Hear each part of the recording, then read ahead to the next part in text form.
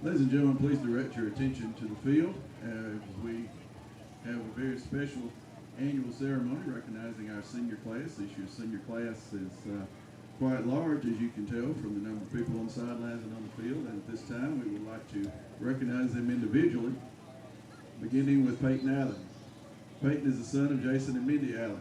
Peyton has played football at Chambers for 7 years. Is also on the basketball and baseball teams. Peyton has 2 siblings at Chambers, Claire and Kate, who are joining them tonight.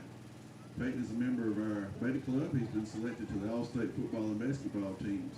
Ladies and gentlemen, number 10, Peyton Allen. Next up is Austin Fettner. Austin is the son of Letitia Fettner and Tony Hill. Austin transferred to us this year from Valley High School. He's played football since the 7th grade. Ladies and gentlemen, number 75, Austin Fettner. Our next senior is Jake Higgins. Jake is the son of Joe and Jan Higgins. He's played football at Chambers for 4 years. Last year he was selected as a USFA All-American and traveled to Gatlinburg, Tennessee to play in the All-Star game. Ladies and gentlemen, number 7, Jake Higgins.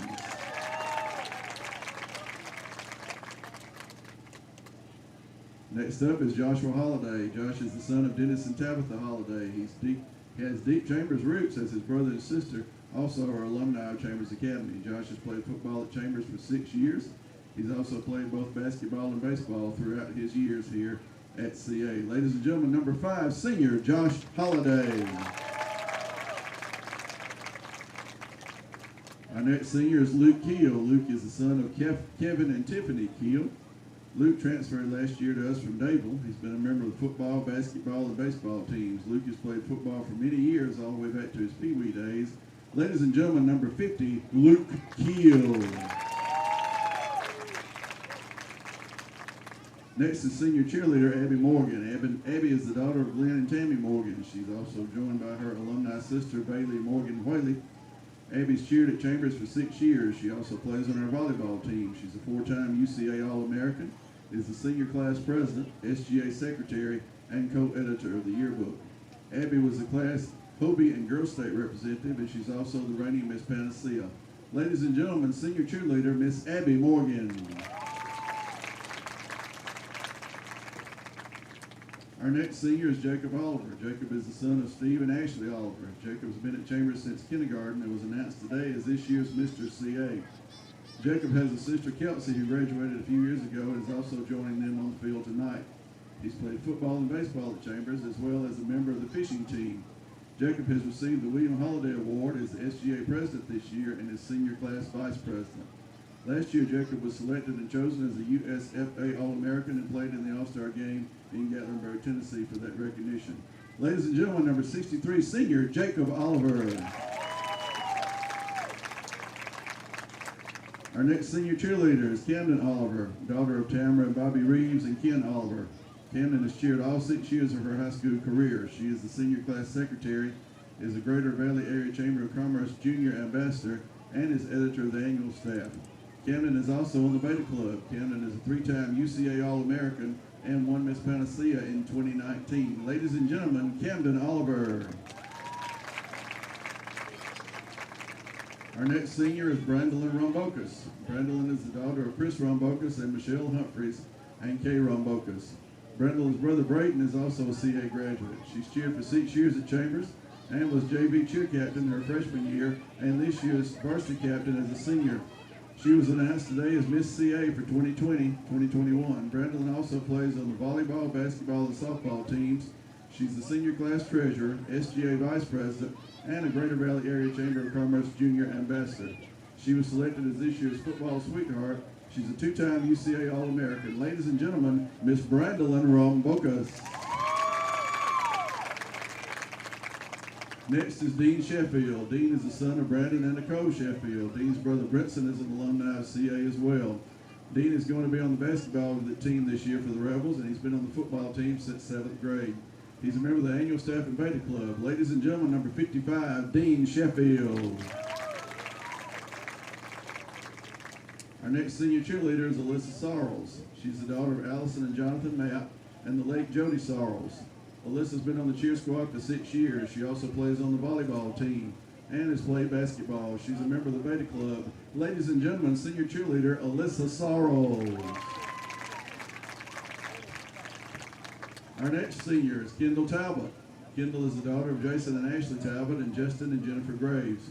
Kendall has cheered at Chambers for 2 years, but has cheered long before she transferred to Chambers. Kendall was homecoming princess in 2018, as in the SGA and the Beta Club. Ladies and gentlemen, Miss Kendall Talbott.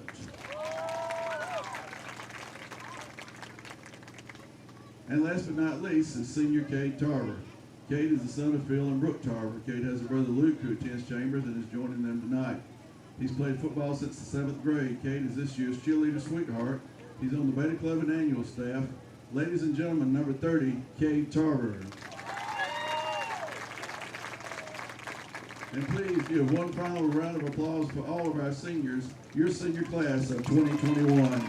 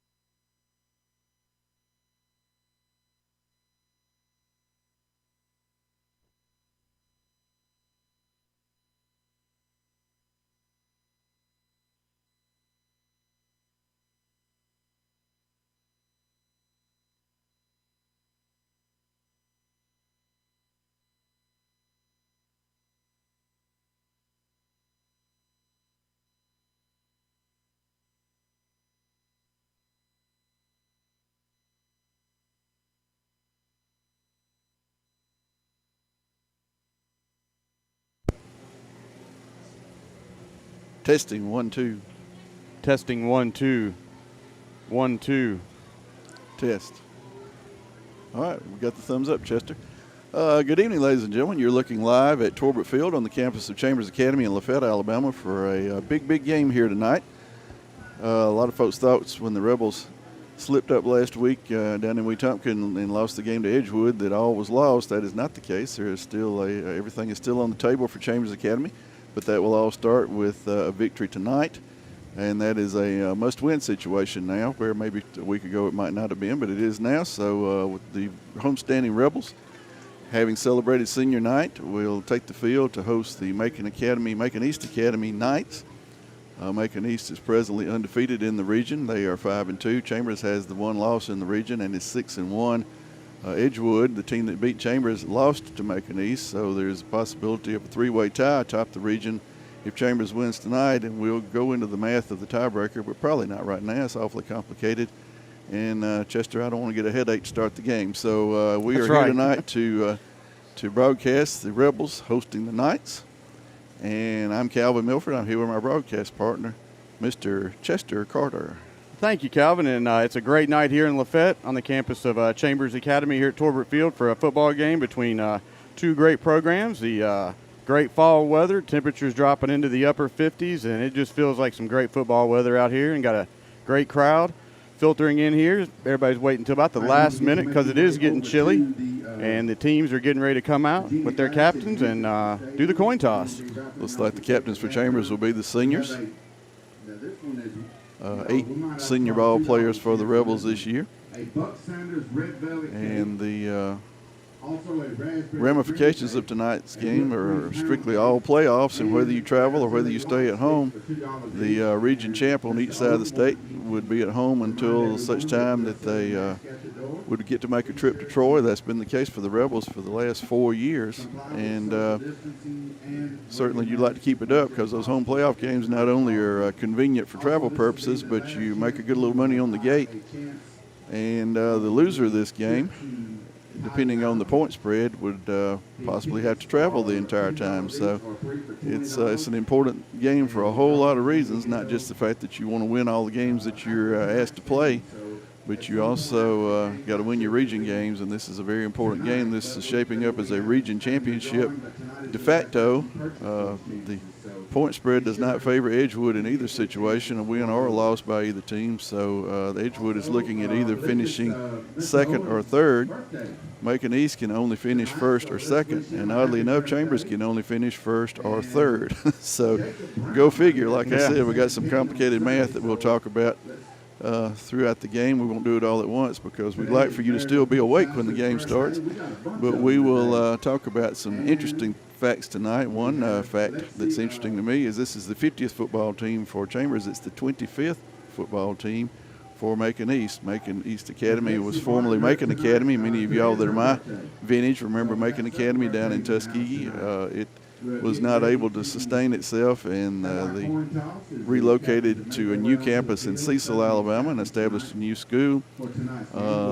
Their coach, Glenn Lott, is the Tom Landry of the AISA. He is the only football coach that Macon East has ever had, and he's the winner of 2 state championships while he's been with the Knights.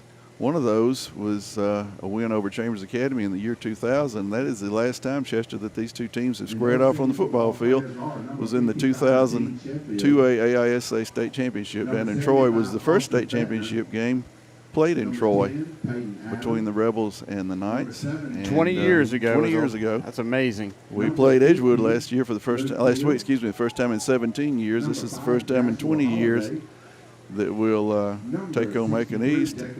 Class 2A has brought some old foes back to us here in Lafayette, and as you were speaking earlier about the playoff situations, you know, we really want to stay here at home because the other opponents are a good ways away, 5 or 6 hours away. So let's hope that we can take care of business here tonight, and let's watch the coin toss. Yep, Dean Sheffield will represent the senior class, and number 44 is the captain from Macon East. He would be Stone Yarnell, a senior tight end.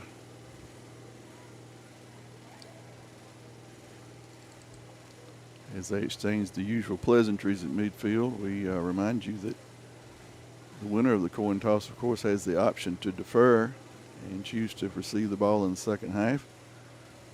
That was a critical part of last week's game in that Edgewood won the toss. They scored at the end of the first half and then came out and scored on the first drive of the second half. And it was a quick 14-point turnaround. Macon East has won this toss and deferred, as Edgewood did last week. So Chambers will start out with the ball. And we'll see what the Chambers offense can do. You can't win ball games if you don't score points. So we'll see if that Rebel offense can storm out here and make a statement on the first play. But before that, we got to watch the Rebel run out here and get ready for the first quarter. You kind of figure, Chester, had we won the toss, it would have been the same thing because Coach Allen always enjoys having the ball first. And while we're waiting on the start of tonight's game and the pregame pageantries, we remind you that Brody Smoot, class of 2020, is a graphic artist, and we have some of his artwork displayed on the screen. And we're going to quickly switch over as the Rebels take the field.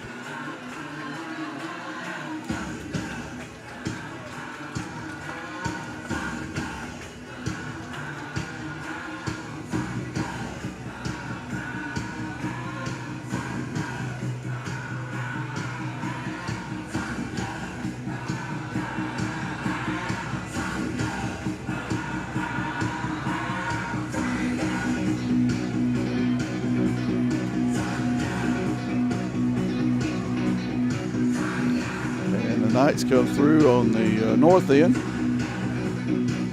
Still waiting on the Rebels. No doubt will be led by the senior class of 2021 as they break through the run-through and run the gauntlet, and here they come. Taking the field in all gray tonight, Calvin, and the Macon East Knights will be in all white.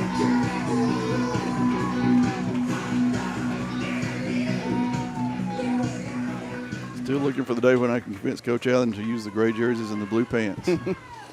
One of these days. One of these days, that's right. One of these days. All right, we're going to pause. We have a special pregame ceremony that you got to enjoy last home game. And we're going to do that again. It involves CA student Allison Knowles and her horse and a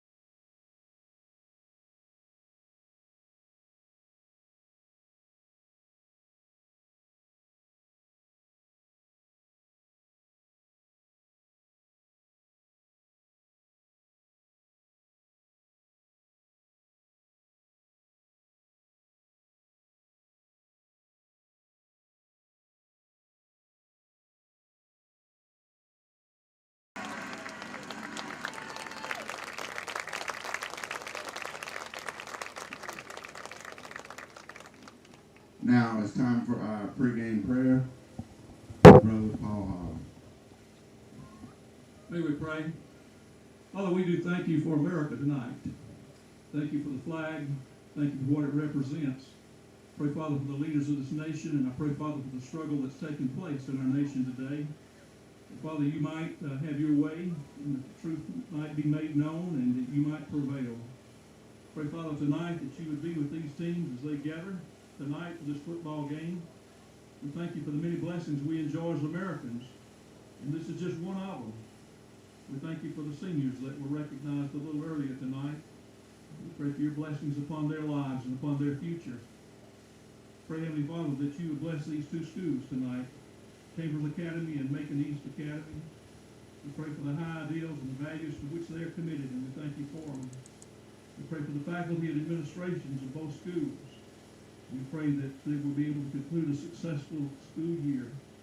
We pray, Heavenly Father, for the safety of these players, for the safety of travel for those who support their teams. And Lord, we pray for a victory over COVID-19.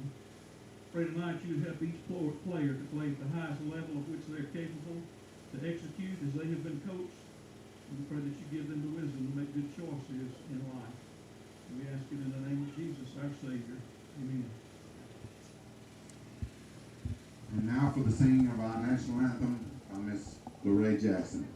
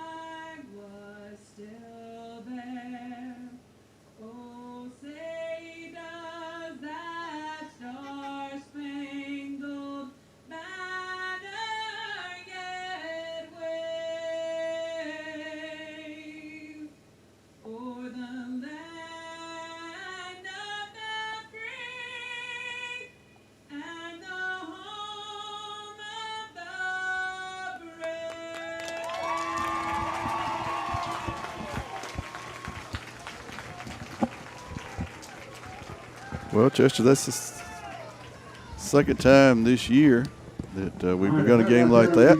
Seems to me if we do it every game, that's a great way to recognize and honor our country. And here we go. What could be season on the line for both teams here. Yep, that will get your blood pumping and ready to play some football tonight. Absolutely.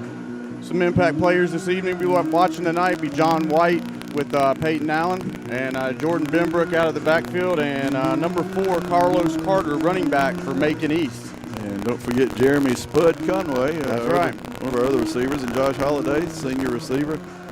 Really too many folks to name. And but you're right, Coach Allen mentioned in the pregame yesterday that we did about this young man that's the running back from Macon East. Again, they are 5-2. Their last victory last week was 1-0 over Banks, as Banks was not able to field the teams for last week's game. One reason we had senior night tonight was a concern about Banks. We're underway, and John White picks the ball up about the 35-yard line, gets out to the 39, 3rd and 10 for the Rebels. Concerned that Banks might not be able to be here next week. So we recognize our seniors tonight just in case. Final region game for Chambers will be against Banks next week here at home. And Macon East will have a final region game home against Springville next week. Edgewood is at spring night. So the region game is going to start out with Saturday morning against Macon. That's interesting.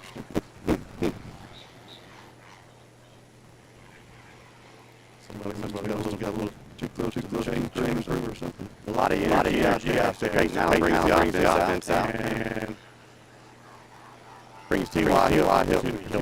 Trim motion. And 13 Jordan Bill. They've got a big hole. They got a lot of he's going down the sidelines. He's down. He's having a touchdown.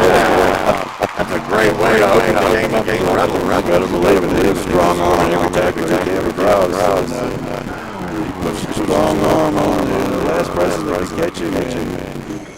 Hey, if you're going to take control of the game, no better way to do it than a one-play drive.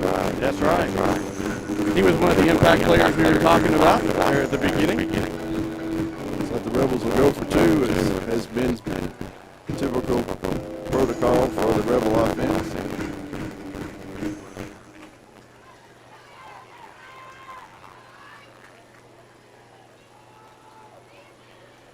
Benbrook lines up to Peyton Allen's left, and Peyton takes it right up the middle, and he squirts in for the two-point conversion. Two-point conversion is good. With 11:43 to go in the first quarter. That's your Trinity Academy. Quick strike offense there for the Rebels. So with 11:43 left to go in the first quarter, Rebels strike on a one-play drive. That was about a 62 maybe, yeah. 62 yards.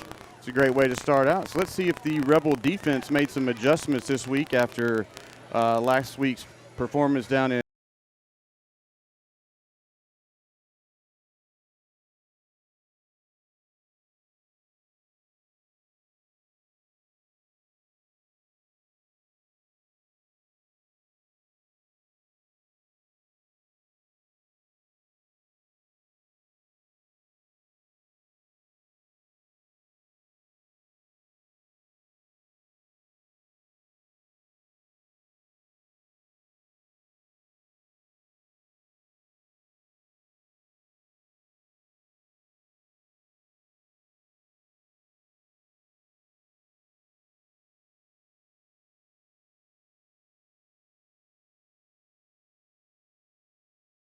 back deep for the Knights, and it goes to him. Oh, it bounces off his hands, and it squirts down to the 5-yard line where he gains possession, looking for some running room.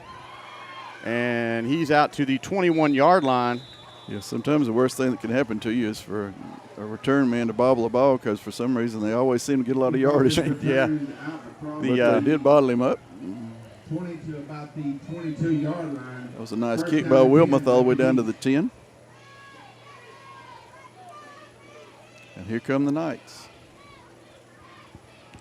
Again, Coach Allen told us to watch number 4, and you'll see him in the backfield lined up directly behind the quarterback. Number 12, Kirkland Pugh's in quarterback, flips out to number 4, Carter, and he's out of bounds at the 35-yard line, tackled by Peyton Allen, number 10. Number 4, Carlos Carter on the carry. He's going to be a first down. Number 10, Peyton Allen. Well, marked out of bounds at about the 37. Last week we went to a track meet and a football game broke out. It looks like it has that potential again this week. I watched a college football game last night with Arkansas State and Georgia State, and it was like 52-49 or something like that.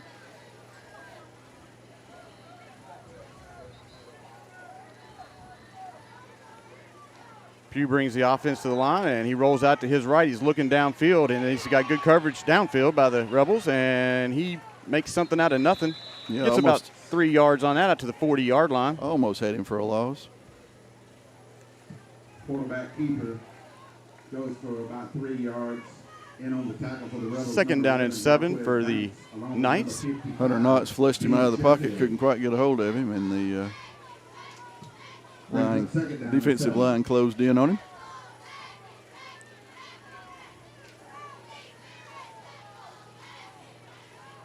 Four wide receivers out, 2 to each side. Quick handoff right up the middle to Carter, and he is met after about a 2-yard gain by number 56.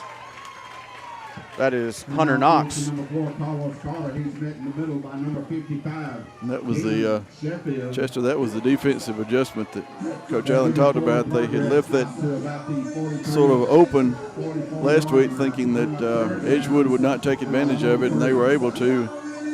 Rebel defense just could not get off the field on third down, and here we are. It's third down. Third down and a short 4 for the Knights. Got to get out to the 47.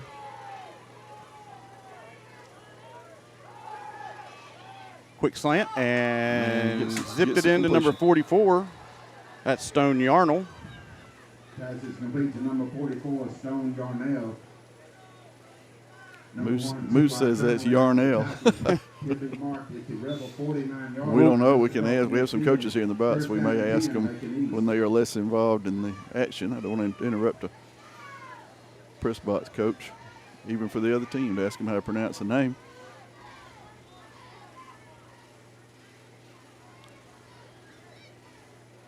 Keough drops back, looks to his left, steps up in the pocket, and he is down for a sack. Knox got him that time. Yep. That is about a 2 or 3 yard loss. Second down and 12 for the Knights.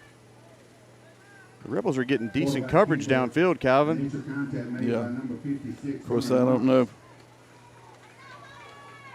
I mean, you wonder how anybody could have beaten that Edgewood team 42-14, but they.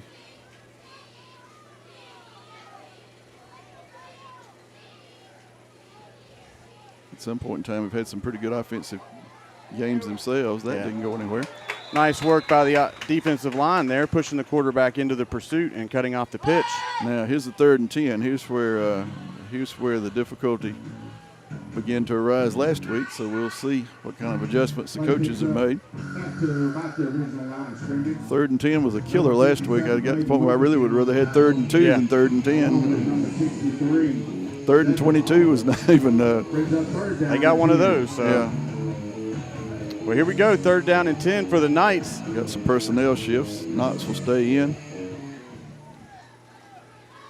Got 3 wide receivers out to Pugh's left. He rolls that way. He's looking downfield, and good coverage by the Rebels, and he just throws this one away. 4th down and 10. Well, that's a nice defense by the Rebels. That's a good thing to see. He had got enough pressure on him to make him realize he had to get rid of it, and he didn't have anywhere to go. So Rebel offense will take over again. This is very likely to be deep in Rebel territory, as the punt will be. Remember to watch the fake, Calvin. Yeah, we learned that last week too. Yeah. The Rebels, number 16, John White, along with number 6, Jeremy. A little early for that. Last week that kind of came at a time in the game where. Decent punt down to the 20-yard line, and he lets that bounce down to the. He's going to regret letting that go. It's going to go down to the 9-yard line. Ball will roll dead at about the 9-yard line. Of course, you don't want to get in a situation where you try to catch it and lose it either. And now a word from our game sponsor. Farmers and Merchant Bank, locally owned and operated in Chambers County since 1934. Stanley Tucker, CEO and President. MLO 771-877. Thank you, Farmers and Merchants, for tonight's sponsorship.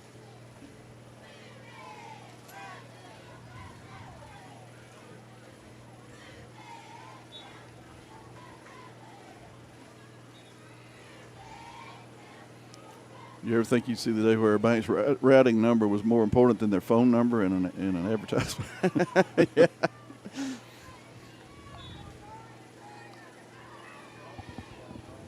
Well, the Rebels will start their second drive from their own 9-yard line.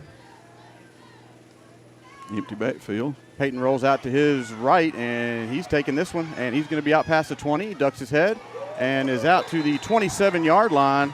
Nice run by Peyton Allen. Nice tackle there by number 14 for Macon East. He had an opportunity to. Number 5, Eric Lawson. Play will be marked at about the 28. Had an opportunity to. First down, Chambers. Possibly get a penalty with that tackle, but he lifted his head up and went in with his arms, and just the way they teach you. Allen about drawed him offsides with his hard count.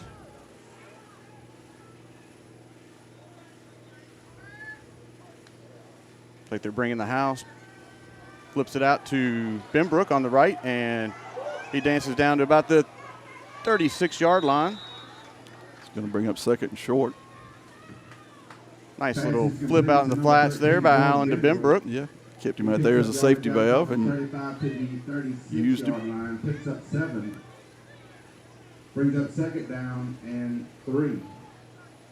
21 Gavin Kite checks in. By number 44, Stone Yarnell. Y'all remember Gavin's interview from a couple of weeks ago? I just like to run over people.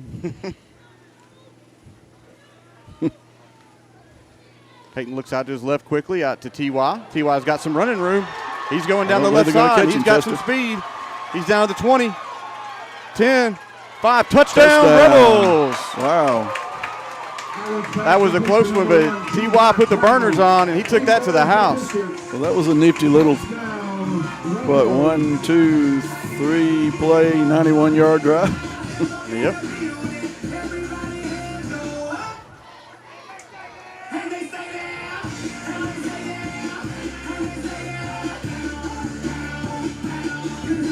Two-point play comes in.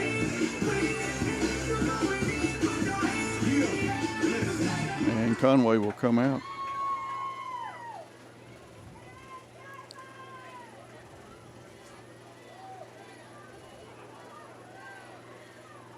Benbrook lines up to Allen's right. They're checking the personnel out there. T.Y. and John White are out to Allen's right. There's a timeout, though, on the field. Something was not according to Coach Allen's liking. And he takes the timeout, and, you know, these 2-point plays, we talk about them. They against Pike, they amounted to basically an extra touchdown. And last week we missed 2 of them and got beat by 4 points. So you got to get these opportunities to get these points when you can. And if you have to use the timeout to be sure you got the right play, then so be it. And be sure to see someone at the front door. If you need a mask, we are selling the mask at the door. Well, while we got a moment here, we'd like to thank our another game sponsor, Soul Shine Coffee, coffee that soothes the soul. Can be purchased at Newman's Farm Supply in Lafayette, or call or text at 334-275-8269 to arrange a personal delivery. Soul Shine Coffee, the official coffee of CA Athletics. And we return to play for a 2-point conversion attempt.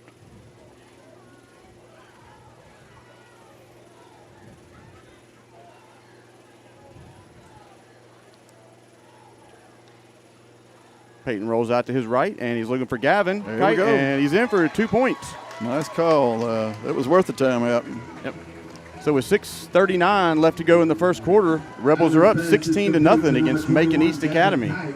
He's in for the 2-point conversion. Senior night here at Torbert Field is starting off pretty well for the Rebels. You got to play a little defense. Yep. You've proven you can score. And the crowd is filling in here on this getting chilly October night. Yeah, David's all wrapped up, Chester, like He's ready for a snowstorm. Yeah. Getting set to kick off for the Rebels, number 22, Chance Wilmot. Well, second kickoff of the night for Chance. First one went down around the 10. Number 8, Garrison Miller, and it's like number 4, Carter, are deep for the Knights. Here's Chance with the kickoff, and bounces off Garrison again. That's 2 times. He had his knee down, but yeah, they missed the knee down, but they still got him right where he was. So. Wrapped up by 54. 54. That was Hunter Harmon on the coverage team. About where they started. By number 24, Ashton Chambers. Well, they give credit for Ashton Chambers on the tackle, but Hunter Harmon was down there. We'll give credit to both of them. Yep. There we go. Ashton Chambers. Coon Dog. Hunter Harmon. We didn't get to use that nickname much as Hunter ages, but hopefully we'll get to talk about Coon Dog more. Right now we're dealing with Spud and J-Rod. I have to think of a couple more they've told me. But that is wrapped that was up well right at covered. right at the line. Handoff goes up the middle for no gain. They're going to give him a yard or so on At that. this point, the Rebels have decided if you're going to beat us, it'll be with somebody beside number 4. That's right. Center of the defensive front for the Chambers Academy Rebels.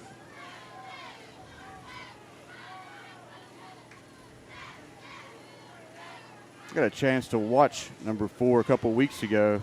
Very talented running back. Here comes Pugh, and Well, he's got the hard count for him. Number 12, Kirkland Pugh. Flag on the play. Quick 5 yards. yeah, 2nd and long turns into a 2nd and manageable. Offsides, the call against Chambers. Be a 5-yard mark off. Bring up about 2nd down and 4.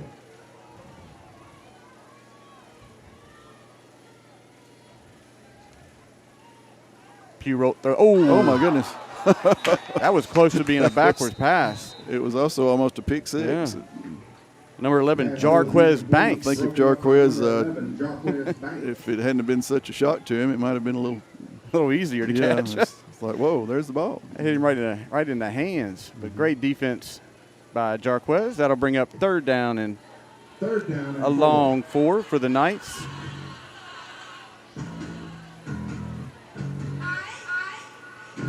Well, interesting defensive call here, an interesting offensive situation too. 3rd and 4 is one of those no man's land downs where you don't know where you want to run or pass. Yep. Hand off to number 4, Carter. It's going to work. Tackled by that 63. So we have a flag down. That's Jacob Oliver on the tackle. That's generally in the area where it's an offensive penalty. Tackle made by number 10, Peyton Adams, along with number 63, Jacob Oliver. And referee said offsides and pointed at Macon East, which would indicate a person lined up wrong. That's a very long. Well, I don't believe it was offsides, Chester. I couldn't tell he signaled something, but I couldn't tell. Personal foul. Oh, Chop back block. Yeah. Okay, that was not an offsides. That was a chop block. Okay. Very similar. Yeah, except it's times 3. Offsides times 3.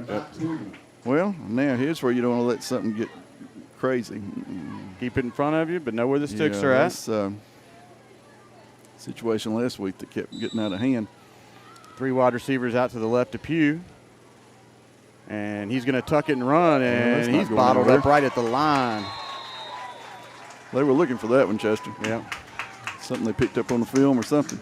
That was Hunter Knox alongside Brandon Monkus, it looked like. Jacob Oliver was in there too. And Cross Collie. Yeah. That was a corporative effort. A host of Rebels. Yeah. And punt return team is lined up on our side of the 50. I mean, their side of the 50, pardon me. That is John White, and number 6, that's Jeremy Conway, Spud. And ball goes to White. Gets it at about the 42-3. He's looking for some running room down the right side. And he's down inside the 30 for the Rebels. Chester, he is the niftiest runner. He very patient. It looks like he's just almost walking at times, and then all of a sudden he'll hit a hole and zip.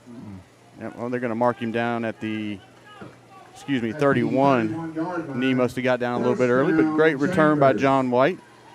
And great starting field position for the Rebels.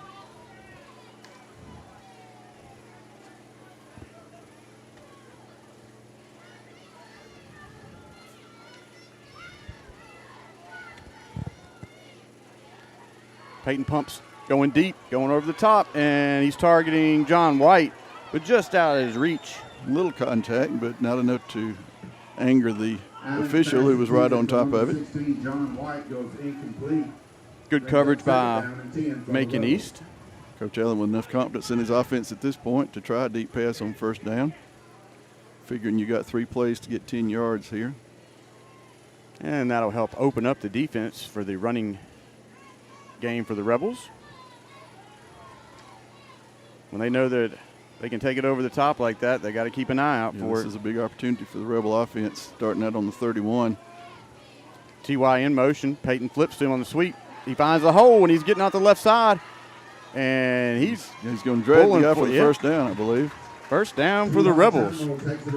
Nice run by If it's not a TY. first down, it's doggone close.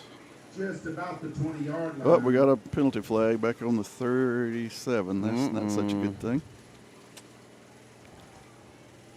Motion. Got a motion on the Rebels. Well, that's a 5-yarder. That's better than a 15. But, Yeah. Goes against the Rebels. but now you got, well, no, I believe we marked that off a little too far. That would be 5 yards from the line of scrimmage. 5-yard mark off. There we go. Back to the 36-yard line. There it is. They had moved the down marker all the way back nearly to the 40. Bring up second down and 15. Well, all right, now where it's a little cut out for you. 2nd and 15 for the Rebels We've with got 3 plays to get 15 yards, but 4:27 left to go here in the first quarter. Allen's got 2 wide receivers to each side. He rolls to his left, looking downfield. Can't find a receiver, and he dumps it across the middle and out of bounds.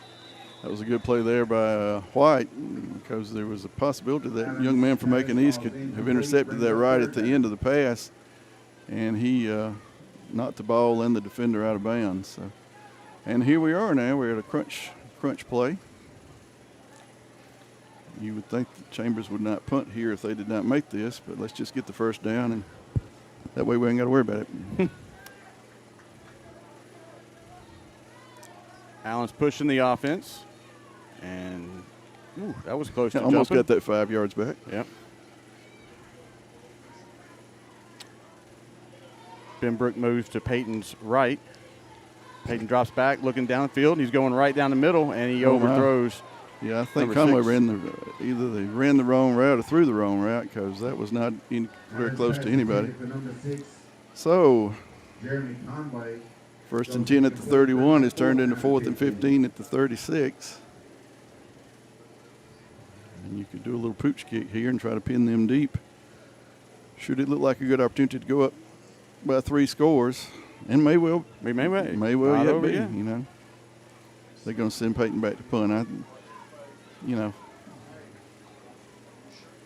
This is pretty probably safe thing to do. This seems to be a pretty good offense for Macon East. They're scoring in the upper 30s, lower 40s on an average. So You let the Rebel defense do their job. Peyton, he was looking a little bit, looking for somebody, just to see if it was there. and he drops it right inside the end zone. All right, well, that's going to Good end up being And the kick goes to the end zone. a net 15-yard punt. One touchback. It'll be about where the Be first down marker was. So Macon East Academy. chain crew will be happy with that. They moved 1 yard.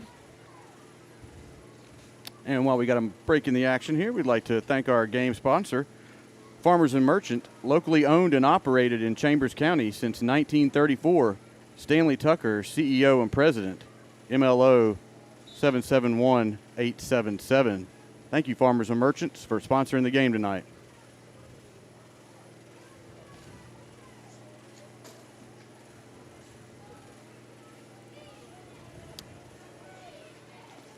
Well, and here the Rebels are back on defense after a semi-valuable opportunity. Straight snap to number 4. Guess that's their Wildcat package, maybe. Got about 4 for 4. Somebody called it Amigo package for, who was that, in college? Carter on the carry. I don't know, missed that one. 63, Jacob Oliver. I think that was a Marshall. That was a Marshall University thing. I'm sorry. Most people don't know that. I guess if you remember the Macon East Knights, it's a Knights Out package. There you go. And they stay in that.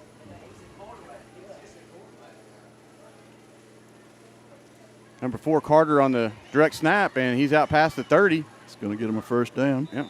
Down to the 38. No, they're going to mark him at the 36. First down and 10 for the Knights. Along with number 1, T.Y. Trammell. The play will pick up first Carter down yard. blasted out of that hole there for a 35 to the 37, strong run for the first down and Knights. 10, Macon East. You know, these last few plays for both teams are indicators of what a strong impact a penalty can have. It put Macon East in a bad situation. They punted. Chambers got a good return, and then a little 5-yard motion penalty killed a whole drive. And Suck the momentum right out of you. Carter's still back there, quarterback. Direct snap to him again. They're just going to keep running this right up the middle. And they got him down on the 40-yard line. Second down and call it 6, 7. They're going to. Down at about the 41-yard line. it's going to be 6. Play picks up about 3 yards, brings up second down and 7. Yep. Rebels got to be careful here because I don't want to get sucked in by the run. the regular quarterback has come back in the game. Yep, second down and 6. 2 minutes and 13 seconds left to go here in the first quarter. Pugh drops back. He's looking deep. Yep, going to go over the top. TY on the coverage, and no flag. Incomplete pass to number 5 was the target. Eric Lawson Brings for up the a big Knights. third down. Yeah, Chester Coach Lott hadn't been at Macon East 25 years for nothing. That's right. He and Coach Allen are sort of some of the deans of the AISA coaching. I'm sure 25 years at one school is pretty near the top. I was reading a bio on him. He's actually 2 years younger than me, so he would have been somewhere in the neighborhood of 29 or 30 when he took the job. Pugh drops back, looking to his left, and he's trying to find number 5, and great coverage by number 13. Or number 11, excuse me, Jarquez Banks. Good play. He ran right through the path of that pass. He didn't even touch the receiver. He just knocked the ball away. And once again, the Rebels have held on third down. That's a big difference. Trading some punts here. Back to receive for the Rebels. Got 1:53 left to go here in the first quarter. Rebels are up 16-0 against Macon East. John White is deep, and he calls for a fair catch. And that was recovered by John White, it looks like. Yeah, if it wasn't, it was 14. They were both right there. Yep. They got him down at about the 28-yard line. First down, Chambers. Some of the crowd kind of grumbling that no interference was called. I don't even know what fair catch interference is anymore. I don't even know if they still call it. It's I don't know if it's a 2-yard perimeter. It got to be the favorite penalty for a while, and then it just sort of went the way of the Edsel.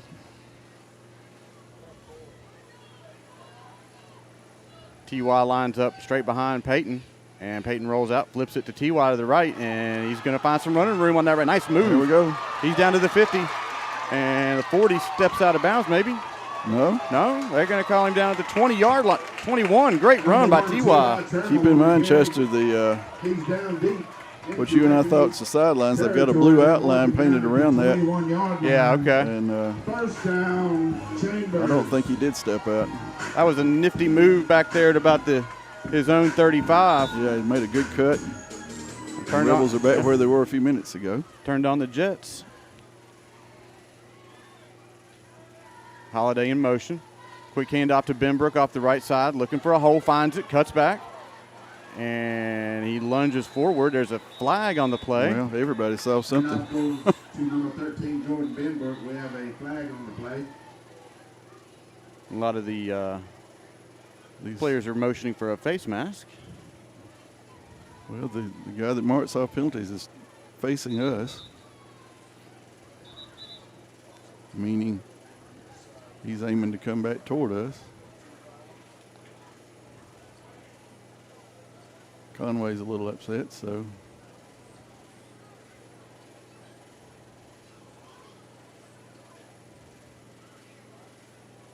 Oh, another motion penalty. Face mask. And then a face mask, so those are offsetting penalties. And whatever that motion penalty is, Chester, we got to figure that out. Whatever the official is seeing that he doesn't like, somebody needs to say, "Sir, could you please tell me what we're doing wrong?" Because I don't think we've had motion penalties all year on these plays we're running. Especially on the wide receiver out there. I mean, he's getting some direction. But start that play over again. Peyton's going to take it on the read, and he's down to about the 7-yard line, and he's tackled by 2 Knights, number 3, He's down Parker inside Strickland, the and I 10-yard couldn't read the line. number of the other First fella. and goal, Chambers. First down and goal for the Rebels. Inside 1 minute left to go here in the first quarter. Rebels are threatening again. Hand off to Jordan Benbrook, and he's caught in the backfield. And now goes to number 13, Jordan Benbrook. Don't believe he lost any, but certainly didn't gain any. Tyler Daniels. Play goes for no gain, maybe a loss of 1. Second down and goal, Chambers.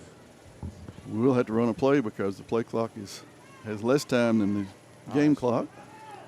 Chain crew will be happy if we get a touchdown here. Peyton's looking to run left, and he's in, looks like. Oh, no, Well, they're calling surely him not. right at the Allen, Keough. quarterback keeper, they'll say he's just shy of the goal line. Well, that's 3rd and goal. Yeah, I don't think they're going to get this play off before the end of the quarter. 3rd and goal. And we talk a lot about these chain crews, Chester, maybe to some people's disdain, but they're always volunteer, and when the quarter ends on the 2-foot line, you got to walk 100 yards in the other direction. That's We appreciate what they do out there to Yeah. keep us spotting the game. And, you know, good thing about this, only the down man has to go on this journey, so that's right. Well, you know, we celebrated senior night tonight, Calvin, and we've got some alumni around here. Do you happen to know when Stanley Tucker went to Chambers Academy? he played ball in the early 80s. He was a couple years younger than me, so 81, 82, somewhere along in there. Why do you ask, Chester?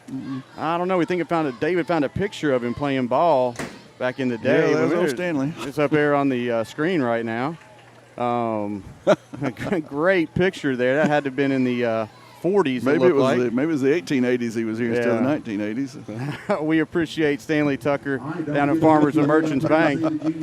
Stop in and see him if you need any banking needs. Stanley Tucker down at Farmers and Merchants.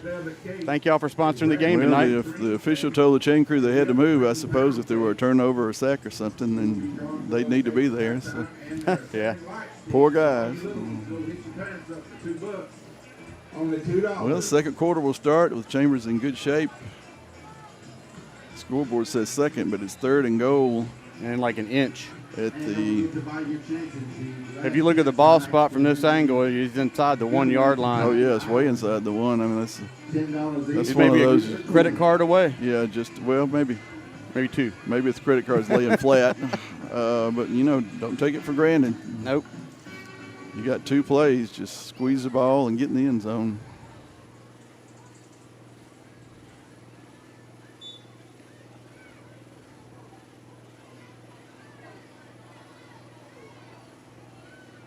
Peyton's going to go into center and probably go right in there. Goes right off the left side of the center, and it should be in. I don't see how he couldn't have been. He's laying inside the end zone. There we go. Touchdown, Rebels. The official on the opposite sideline started to raise his hands immediately, and he said he would wait. And they came in and made sure, and that's another touchdown for the Rebels.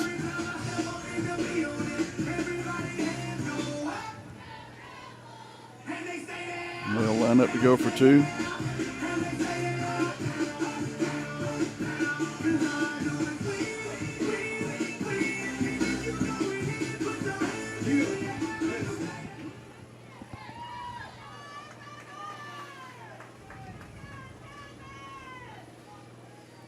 Ben Brooks in the backfield with Allen.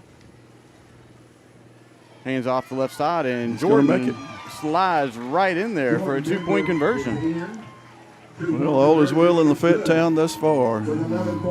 Still a lot of football to play. We only just inside the second quarter with 11:49 left to go still here in the first half. Rebels are up 24-0 against the Macon East Academy Knights.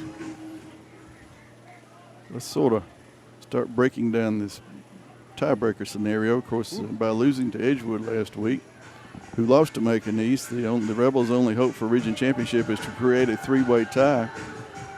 And those tiebreakers are based upon margins of victory and defeat. Now, Macon East beat Edgewood by 28. However, the tiebreaker procedure only gives you a 15-point credit for that.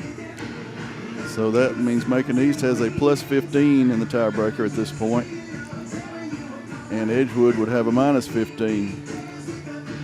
They beat Chambers by 4. That moves them to a minus 11, and Chambers is at a minus 4. So that's why Edgewood cannot win a three-way tiebreaker. So the tiebreaker is going to come down to the points in this game, and as we move along, we'll talk about that. And I don't know what happened. Delay on the kicking team, Yeah. looks like. Apparently the play clock ran out. Game to call against the Rebels. But Edgewood can finish second. But if Macon East wins outright here tonight, or if Chambers does not win the point tiebreaker, then by virtue of beating Chambers, Edgewood would be second. That's why the Rebels would end up third. So the Rebels have to win the tiebreaker 5-yard mark-off. margin of victory. As we get Right now, Macon East is plus 15 and Chambers is minus 4. So, I mean, could the Rebels get help anywhere else in the standings, Calvin? well, Springwood is playing Edgewood tonight, and then Springwood plays Macon East next week. Springwood's already clinched the number 4 seed, but the Wildcats have had sort of a tough time with teams that have offenses that, Throw some points up. yeah. The Knights taking it about the Well, 21, that's not a good thing. and he is stopped about the 43-yard line. There's another flag on the play. Tackled by the entire kicking team, and somebody apparently grabbed something they shouldn't have. Now they're saying it's a Well, number 14 for Chambers came out of the scrum with the ball. He's got it in his hand. Officials are looking for the ball. he said, I have it right here. They don't seem too impressed by the fact he has it. A Rebel come walking off with the ball. That's Hunter Burdette. Not only will they keep the ball, but they'll pick up some face mask penalty points, which is kind of about all you could figure that penalty would have been in that situation. That is about the, third face mask tonight? Yeah, there's been one or two on Macon East. I think that's the first one on us. It must have been a 5-yard incidental. Yeah, it it's on- was. Well, in that kind of scrum, as they call it. Carter's back in there taking the direct snaps, and he breaks the 50-yard line inside the Rebel territory, tackled by Dean Sheffield, number 55. Mm-hmm. And now it goes up the middle. I should say the direct A lot of snap energy goes on up this there. defense tonight, Calvin. A lot different story than last week. Dean Sheffield, along Yeah, with by number this time last 53, week, the other team had 24 points Play picks up 3 yards, brings up second down. or and thereabouts. Coach Neesmith and Coach Allen made some adjustments, and Carter's still back in there taking the direct snaps. Yeah, they're going to try that till it doesn't work. And, you pick up a first down out of it every 2 or 3 times, then you're considering that it's working. Gets down to the 37. Payne's gonna pick By up far the first best down field yardage, position number Macon East has 21. had Gavin to Pike start a picks drive, up and they're first taking advantage of it right now. down and 10, Macon East. That may actually be the first time they've crossed midfield, Chester. I don't remember too many other occasions that they No, crossed I midfield. think you're right. That is because they've been going to the north end, so they've been staying. Yep, this is the first time in Rebel territory. Well, defense needs to tighten up. Sweep out to number 5, and the Rebel. Oh, nice play by T.Y. He came in there and blew that up. Number 5, Lawson on the carry for the Knights. I don't think anybody got fooled on that. Holliday marked back at the 39-yard line. Play loses about 2 yards. Bring up second down. These, and 12. And of course, they're doing it for both sides, but these officials tonight give very favorable forward progress spots, but they've been doing it for both teams, so can't argue with it when both sides end up with it, but that was a favorable spot there. About a 2-yard loss. Hand off to Carter on the left side. He's looking for some running room. Didn't wrap him up. And he gets out past the 35, down to the 34 maybe.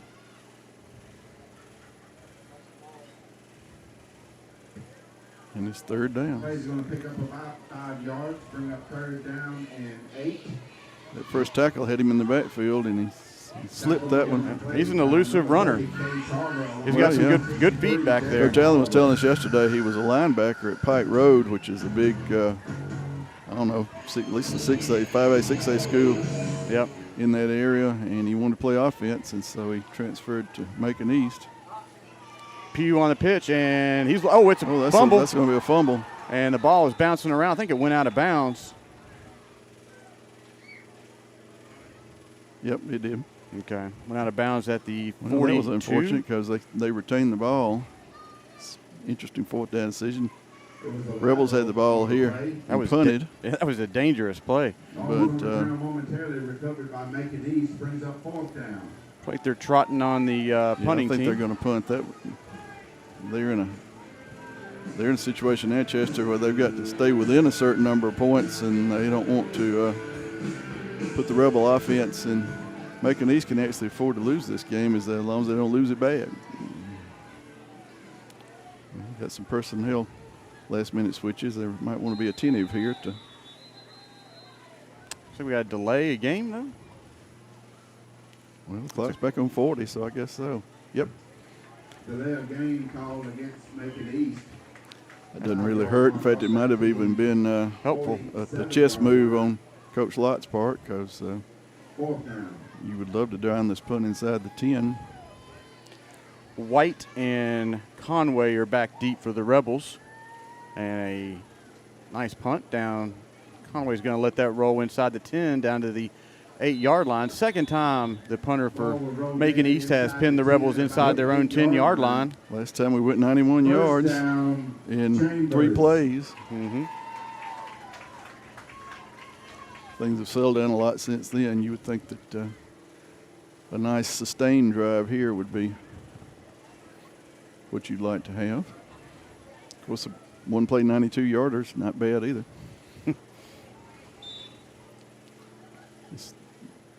This will at some point in time become, because of the lead, a game of keep away, where the Rebels will want to keep it away from the.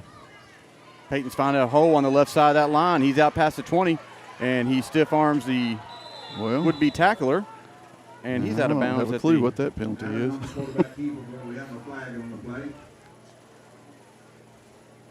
Blocking the back, maybe? Well, there was Peyton and 3 Macon East players, and hardly anybody else in the.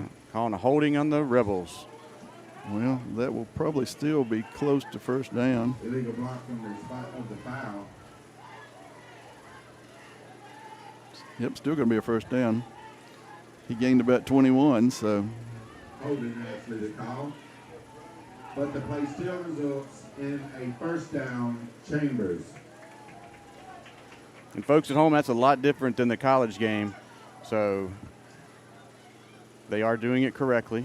Mm-hmm. Thank goodness. Yeah.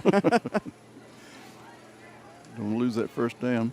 Allen on the hard count again. Well, nobody's biting on the hard count tonight, Chester. We might as well take that one and put it in the back pocket. Yep.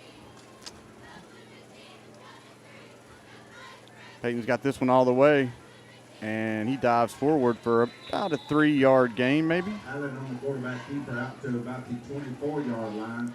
Yep. Play picks up 3 yards. 3 would be generous. It's a little less than 3. Yeah. Benbrook hadn't touched the ball in a while.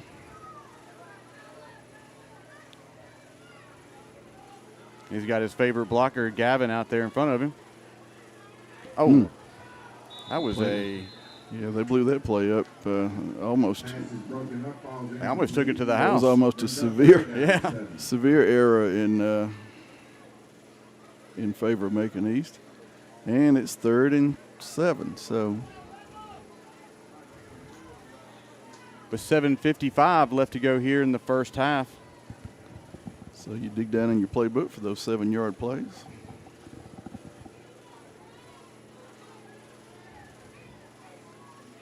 Peyton drops back. He's looking down deep, and he targets There we go. Conway, and he's saying he got it at the. But it was complete. Oh, he's No, saying he it's said it hit the incomplete. ground. Whoa. I thought he was saying he caught it and downed it. Yeah. Let's see if we can take a look I here. don't know that we'll be able to tell too much from what we're able to see. No. Spud didn't react too harshly, so maybe he was. Man, they've been all over him tonight. Well, Got It a looked little like a catch yardage. from here, but, you know, that referee's a lot closer than we Yeah, are. So and we got out of the shadow of the goal line, so hoping Peyton can boom a nice kick here.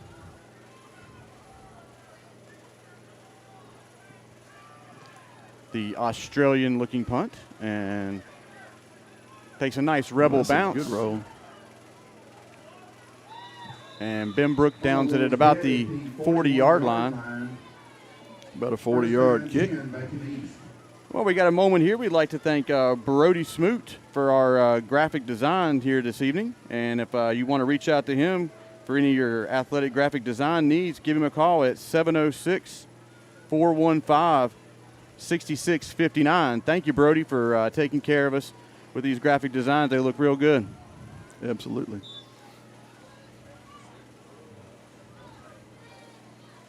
We always knew that boy would amount to something, didn't we? Yeah. Well, Pressure here- back on yeah. the defense. Here comes the Knights. Keough looking downfield. All of his receivers are covered up, and he just lofts it to nowhere. Good coverage by the secondary for the Rebels. Yeah, it really has been. He's not had his choice of receiver very often tonight. It's not only good coverage by the secondary, but he's getting a good Rebels getting a good pass rush. Yep, they have made him feel uncomfortable this evening, even on some pitch plays. Number 21, Gabe Spencer, is in the backfield for Macon East. Whoops. Leaned them forward on their heels, but he's down there. Tackled by number 12. 12 on 12. Yep, that's Cross Collie. Appropriate thing for 12 tag country. Number 12 tackled by number 12. Chambers County. And big third down. These third downs get a little bigger, Chester. At some point in time, Macon East is going to say, well, we got to chip into this deficit. No. They can't be going for it all on third, so. 3 wide receivers out to Pugh's right. He drops back, looks to his left, staring him down. Uh-oh. And If he catches that, we got trouble. Whoops. Turf monster got him. target was Tyler Daniels, and he was overthrown by about 2 or 3 yards. He was behind the defense, and the gremlin under the 3 on the 30-yard line reached up and grabbed him by the ankle, and down he went. Punting situation with 6.5 minutes. Nichols comes in to do the punting duties for the Knights. Number 6, Spud Conway, along with number 16. Ball had been John spotted White. in the wrong place. The official corrects that. Conway and White are deep back for the Rebels. Asking to, there we go. Another decent punt down to Conway. Takes it at the 30. Finds a seam, and he's out past the 40, and he's close to midfield. Nice return by Spud. Conway on the return, he'll be marked down at about the 48-yard line. Right where the first down First marker would have down, been. Chambers. So he gets it back to, it was the line to gain almost. Good starting field position with 6:25 left to go here in the first half. Rebels are up 24-0 against the Knights from Macon East. It's been a nice defensive performance by the Really has Rebels been. this evening. Although the receiver slipping down on that last play was very beneficial. Yep. Ooh, a little trickery back here, and T.Y.'s looking for an angle, and he's broke free from the tackler. Okay, thank you. Miss, she told me to tell you. And he's out past the 47-yard line, excuse me, down to the 47-yard line. He'll be marked down at the 47-yard That was a whole lot of running for 5 yards. Yep. line. He was caught right at the line of scrimmage, but broke free from the would-be tackler and made something out of that. Yeah. Second down and a long 5 for the Rebels in Knights territory. We are having some kind of technical difficulty, Chester. Don't know what. There's a yellow warning thing on the screen, so y'all bear with us. Benbrook off the left side. Going to be really, really close to a first down. Nice gain there. If you go by the gentleman on that side of the field, he's moving the chains. Yep. First down, Rebels. First down, Chambers.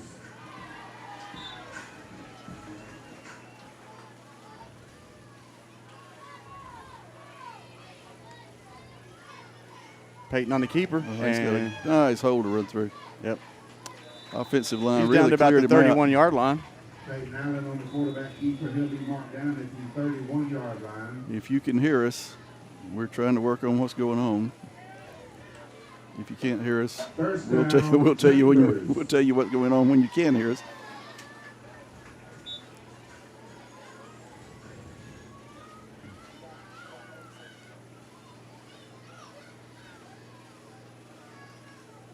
Peyton goes under center. Quick handoff to Gavin.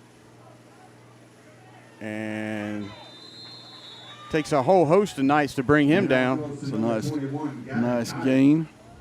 He picks up positive yardage. Down inside the 30, he'll be marked down at the 27. Mark him at the 27. Second down and 6. Good part about this drive at this point, Chester, is the clock is running. And as we said just a few minutes ago, this will become a game of keep away from the Macon offense at some point. Allen under center again. Another handoff to Gavin.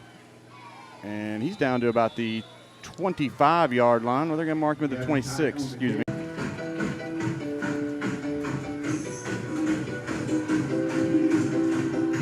All right, we believe we're back on. If we were not off, we thought we were off, but while we were off, if we were off, I have not been drinking, but we think we were off. So we got a touchdown while you folks were wondering where we were. And Peyton Allen ran it in from 25 yards out on a quarterback keeper. Chambers lines up to go for 2. This is going to be a pass. Looking way to back. Conway in the beautiful corner. reception. Nice touch by Peyton Allen. 2-point conversion is good. It's a nice drive by the Rebels. Capped off with a 25-yard run by Peyton Allen for the touchdown and a 2-point conversion pass to Conway in the back of the end zone. So with 3:52 left to go here in the first half, your Rebels are up 32-0 against the Macon East Knights. All right, just keep the pressure up.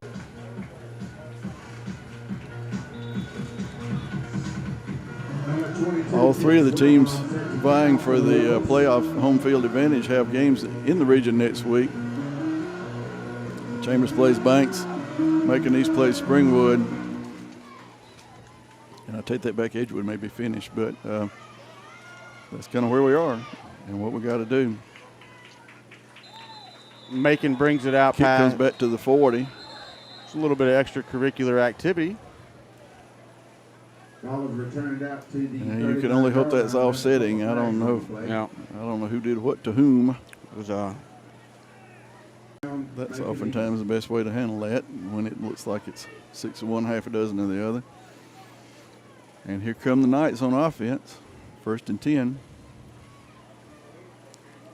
At some point in time, they're going to start opening things up because they know as well as Chambers does that the deficit here has to be narrowed. quick slant. And off the fingertips of number 7, Tyler Daniels. With that incomplete, stops the clock. With 3:39 left to go here in the first half.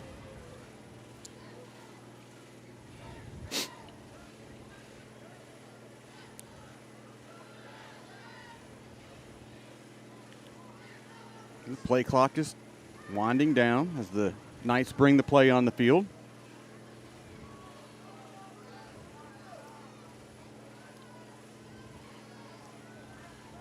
Whoa. Oh, he was lucky to hang on to that. Either the running back or the quarterback turned to the wrong side, but they still hooked up. That was Carter on the run. That ball almost landed on about the 20-yard line. And now goes to number 4, Carlos Carter. And a big third down. Came in a little hot there, but Keough was able to bring that in. Big third down here. Gavin Kite. Got to remember that Macon East will receive the second half kickoff, so you don't want to give up a double like you did last week. Another handoff to Carter. And they got him. Yep. Met by a host of Rebels, starting with, it's like number 12. Yep, Collie. Yep, Cross Collie. And Allen was in along with Collie on that. Now you got to watch out. It's 4th and 4. Fourth down and about 4. I mean, at this point, they're in a situation where they've got to cut into this deficit, and they know that. Cross Collie in on the tackle along with number 10. You know, if Coach Allen can do math, the Coach Lott can do math. So, number 19, Dalton Nichols, come in for the punting team. Back to receive for the Rebels. rule number 1 is don't jump off sides because it's 4th and 4, and he will punt it. Ooh, shanks it Not off a his very good punt. left side of his foot there, but it rolls down to the 36-yard line. And Ball the down at the 36-yard line. Down to about First down, 2 minutes left to go here in the Chambers. first half, Calvin. be a good time for a 2-minute drive.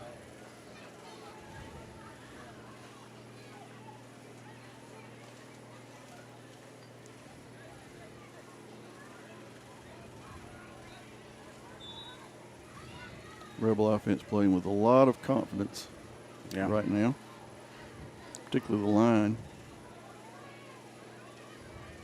Peyton rolls out to who's left and kept that one all the way. And it's stripped out. Well, good grief. That's not there's- what you want to happen. No. Fumble on the play recovered by Macon East. He just took that out of the arms of Allen before his knee hit the ground. David's checking to see if his knee hit the ground, but it won't matter because that's not what the officials saw. And new life for the Knights. They got 2 minutes. The 42, 43-yard line. They've got still 43 First down and 10. yards to go.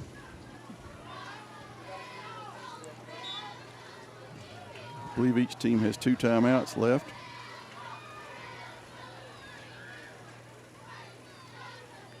Two wide receivers each side for Pugh. He drops back looking to his right. Number 44 cuts across the middle, and he's down just like for first down yardage. Yep. That was Stone Yarnell. Stone Yarnell. Yarnell. We'll get that figured out sooner or later. Hope we don't have to say it very many more times. 38-yard line. I believe we're going to have a measurement because the chain crew has not been directed to move. Now they have been. It'll be first down. Macon East. This is the Knights' deepest penetration, Chester. They're at the 33.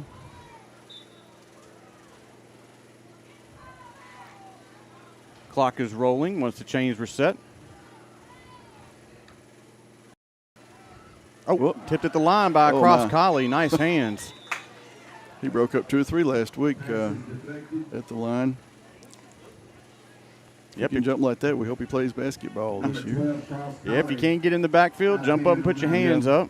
So, nice defensive play there by Cross Collie. Incomplete pass stops the clock with 1:39 left to go here in the first half. Pugh drops back, looking to his left, and woo, just out of the reach of Yeah, number that, 5. That young man keeps getting open. I'm afraid that's going to hit sooner or later. That was Eric Lawson. Brings up third down and 10. I don't know if that's the same kid that was open a while ago, but it's the same route. Yep. Well, Third 2 and 10. plays. Got to hold 2 more plays. Win the 3rd down, then win the 4th down.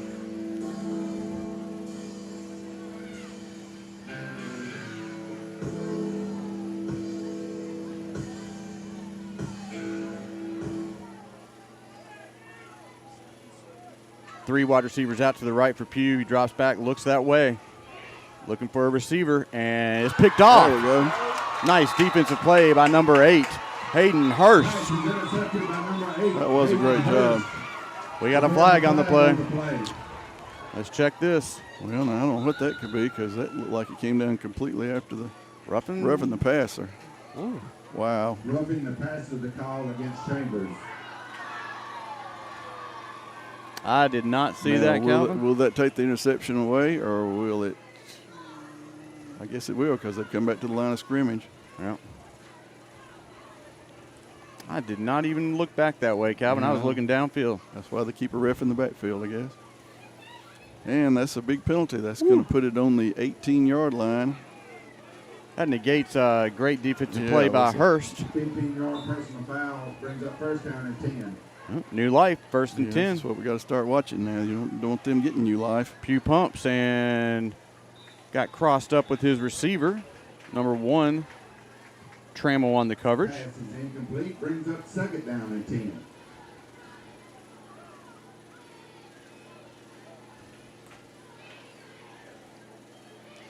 Yes, the Knights are starting to push that deep pass, Calvin. Well, they're going to have to. Yep.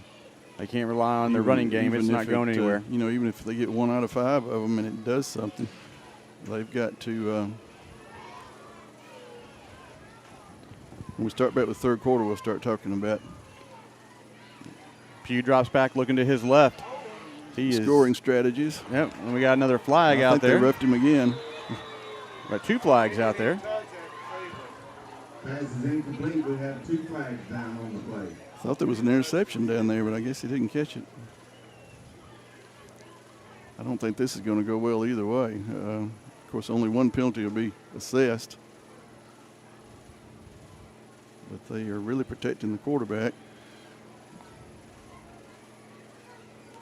Well, no, there's a holding on them. Okay. Well, all right. Well, we'll take those offsets. A lot of flags tonight, Yeah, it Calvin. really has been for 8 games into the season. And you're playing for a region championship. You think by now you kind of ironed out those little details. Yeah. But we're back to second down. Mm-hmm.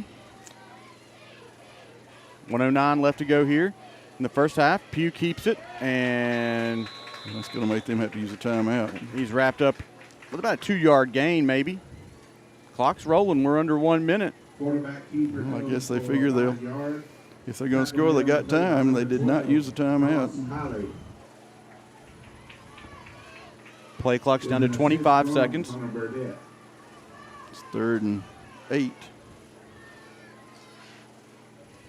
Pew drops back looking to his left. And Hurst on the coverage again, as well as Peyton Allen. Incomplete.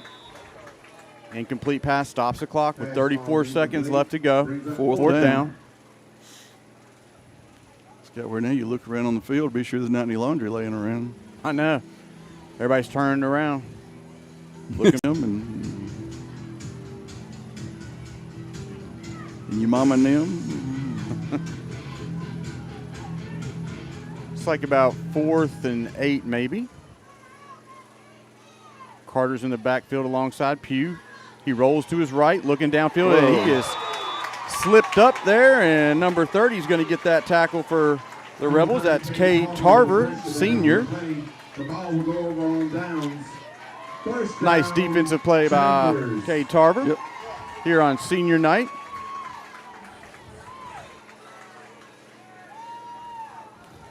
Well, good defensive stand. Wasn't without its frantic moments. Yeah. After that, And we'll see if Coach Allen says, let's take it to the house. I mean, like we said, margin of victory is Chester. yep. He did not see that guy coming from his right at all. About the 14-yard line.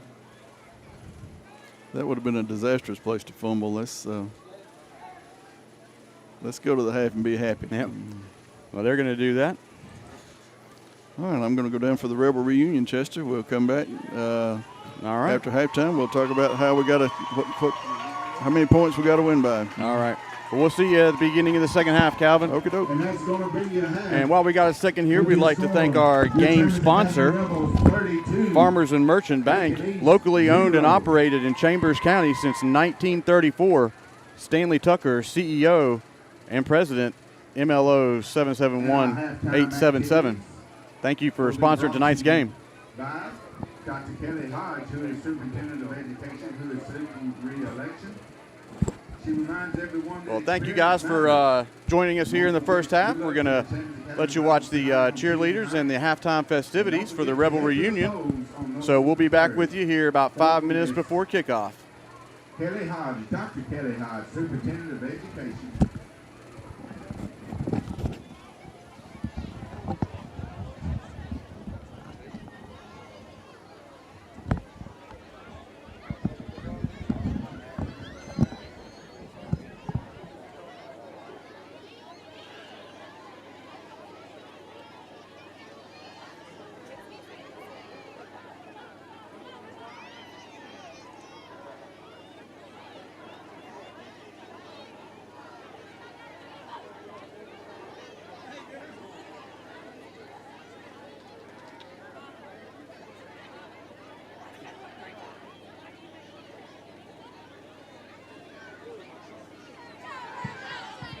have a big hand for our Chambers Academy varsity cheerleaders.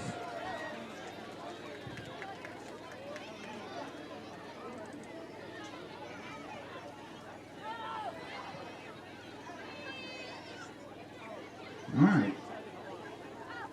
Let's hear it from Miss Maddie Reese, UCA All-American. Natalie Lovelace, UCA All-American. Kaylin Keebler. Lindsay Fuller. Jamie Clark. UCA All-American Claire Allen. Kendall Talbott. Alyssa Sorrells. UCA All-American Camden Oliver. UCA All-American Abby Morgan. UCA All-American and our co-captain Bailey Allen. And UCA All-American and our captain Brandolin Rombokus. Take it away, ladies.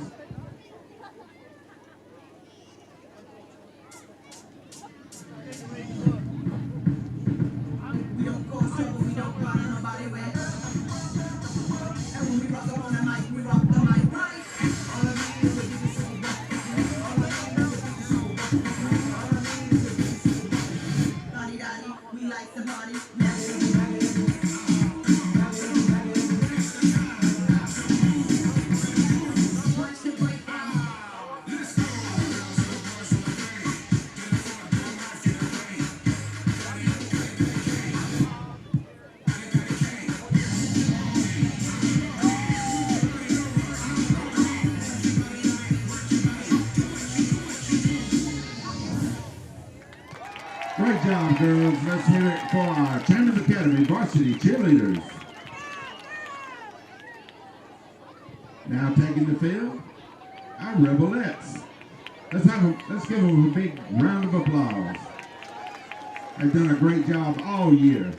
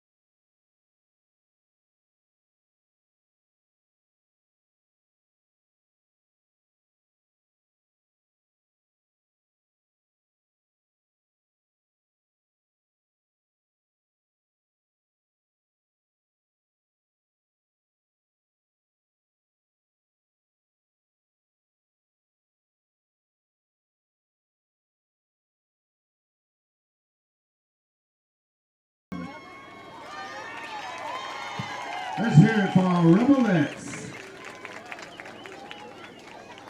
Now taking the field, our CA girls. Let's give them a big round of applause.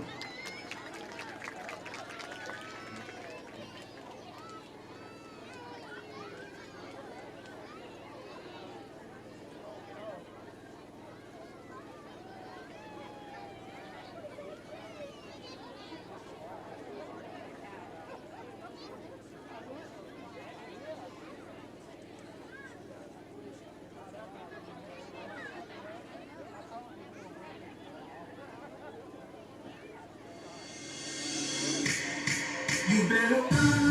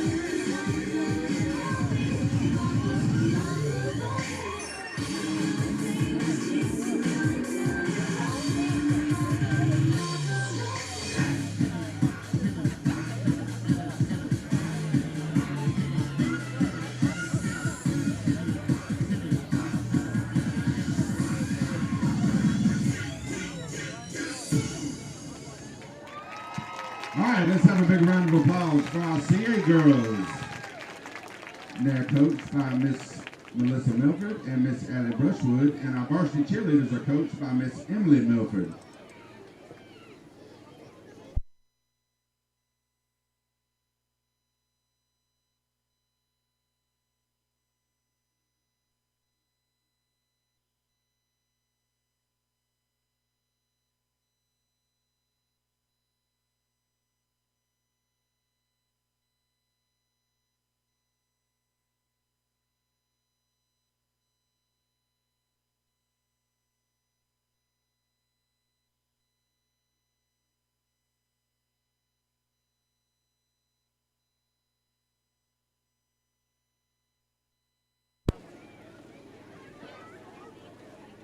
Please group yourself by class so I don't get you mixed up.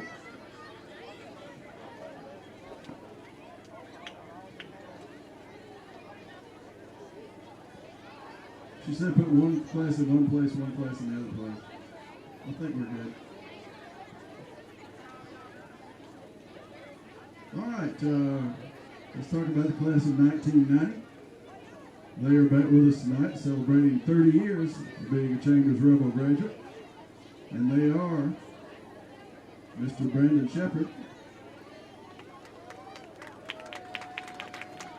Ashley Rogers Oliver, and Matthew Kendrick, class of 1990.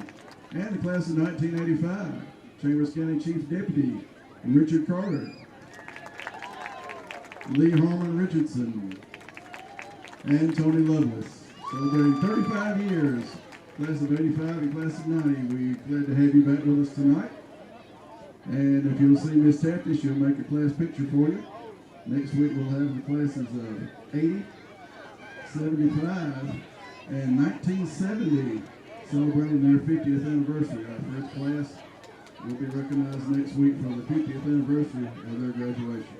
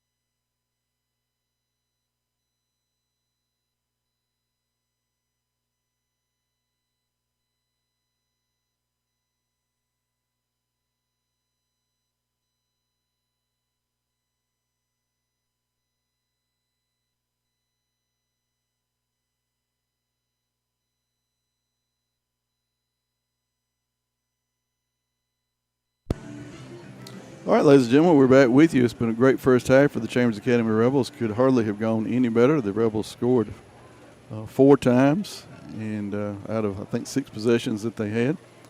Macon East probably had 6 possessions as well, but they failed to score. Only got into Chambers territory twice, once on a turnover. And I don't know if they're going to extend the half or not, but the buzzer's about to go off. Chambers is up 32-0. So let's set the second half a little bit so you folks will know what to kind of watch for. Rebels are up by 32 points. All right, we talked about the mathematical tiebreaker in the first half. If you remember, we said Chambers was -4 by virtue of having lost by 4 to Edgewood. And Macon East is +15 by virtue of having defeated Edgewood by 28, but the tiebreaker limit is 15. So they're +15, Chambers is -4. If Chambers wins by 9, they go to +5. And Macon East loses by 9, they would go to +6. So Chester, in that situation, Macon East would hold the tiebreaker.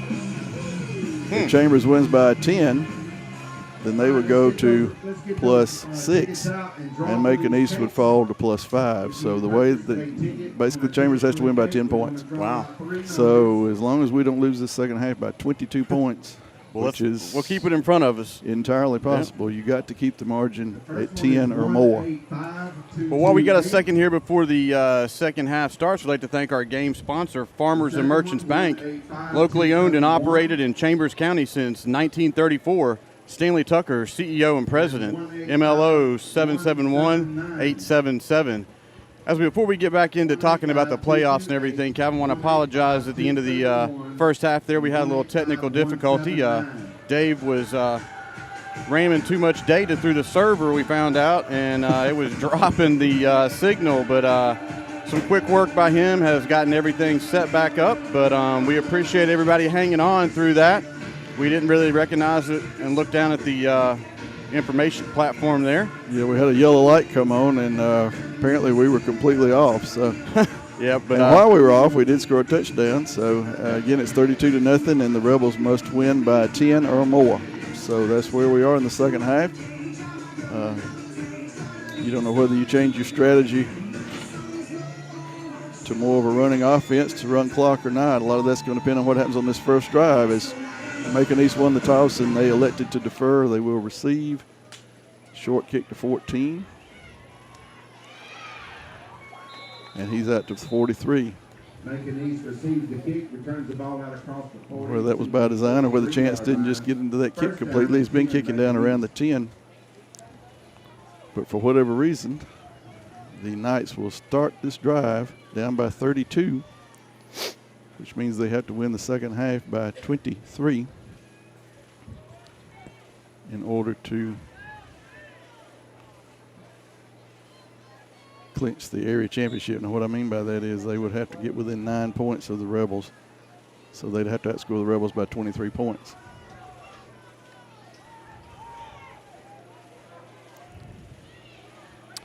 And they pitch it out to Carter, and he is still on his feet, and he's down to the 47-yard line. Picked up about 4. A couple of opportunities for a loss or no gain. Hard-earned 4 yards by Carlos Carter. Down about the 46-yard line. Tackle made on the play by number 8, Hayden Hurst. Hayden Hurst on that tackle. Hayden is a junior. Had an interception in the first half that was called back on an offsetting penalty situation. Pugh's in there, and he hands off to Carter. And got to wrap him up. Yep, he worked free off the right side, and he's got one player to beat. And he is out of bounds at the 15-yard line. He didn't take any contact on that. He just went out of bounds at the 15. Well, the defense has got to tighten up. Like we said in the first half, each of these coaches can do math. And, of course, what Chester and I are telling you about this tiebreaker is mine and his interpretation and consultation with Coach Allen. The AISA will certainly be the determining factor, and they won't even look at that until after next week because 2 of the 3 teams involved in the tiebreaker have games inside the region next week. So, quick handoff to 21 right up the middle. He's wrapped up. There's a flag on the field. Number 57, Brandon Monkus, was the first to contact the runner. In the area you would think would result in a holding call. That was a 21 Gabe Spencer on the carry for the Knights. Well, that'll help not only from a 10-yard setback, but keeps that clock running. Rebels have 2 adversaries in the second half. One would be the clock. And a lot of penalty flags, too. There's another adversary. Well, the next play it wasn't, but that one it wasn't. But they've run into a few of those. Keough on the keep. He fooled him on that one, and he's going to score. And he's in and right into the field house. Hopefully he's all right. Well, that's not a good yeah. I don't know where he went, but he got the touchdown. Yep, he hopped up there. Now we will see. That's not how you want to start the second half, obviously. Giving up points, but it makes all the more important, Chester, the fact that we did not let them score at the end of the first half. We were able to get the sack on 4th down that turned the ball over to the Rebels and will let us run the clock out, because that would then we'd be looking at all of a sudden we're only up by a couple of touchdowns. This type of game emphasizes every play matters. Kicker runs on, then the kicker runs off. So I would have thought they would have gone for 2. The play clock is under 20. I got plenty of time. 3 wide receivers out to Pugh's right. Where we're headed here, but number 4 is not in the backfield. Quick pass broken up by very nicely by T.Y. Trammell. And that's 2 points. Could be very important points. Yep, every play matters. So with 10:39 left to go in the third quarter, the Knights strike, and your score is 32 Rebels, 6 for the Knights.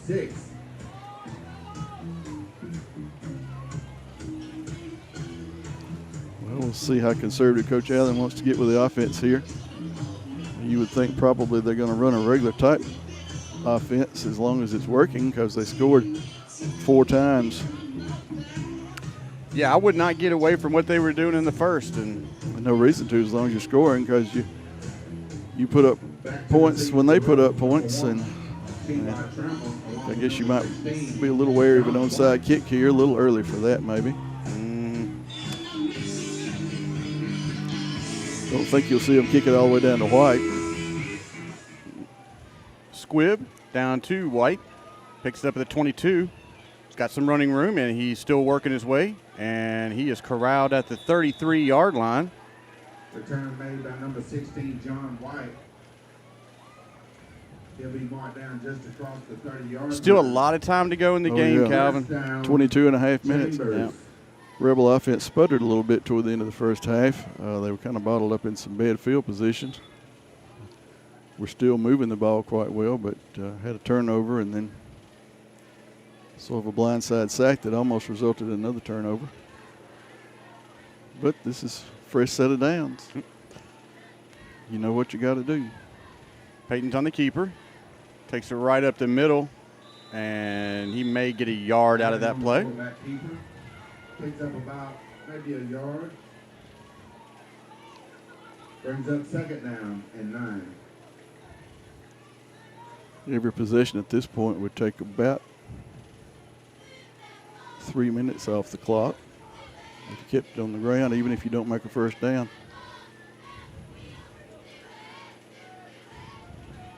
Jordan Benbrook lines up to Peyton's right in the problem backfield. is you sort of disrupt your timing. Right. And you've been going really quick in the first. Hand off to Benbrook off the left side. He's got some running room. He's at the 40, out to midfield. He's inside Knights territory, down to the 34-yard line, 32, excuse me. Nice run by Jordan second Benbrook. down carry. Out of bounds at the 32-yard line. Goes from 132 to the other one. That would be 18 and 18, 36 yards.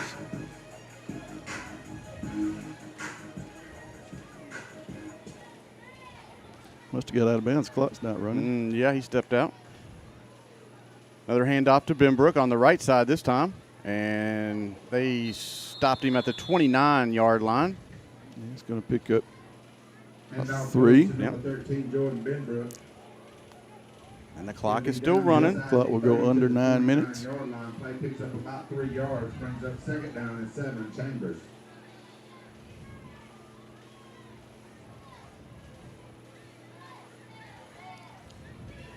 2 receivers out to Peyton's right. Looking for Spud. Plenty of time. Getting flushed out of the pocket. Makes a nifty move. Trying to find some receiver. And T.Y. Oh!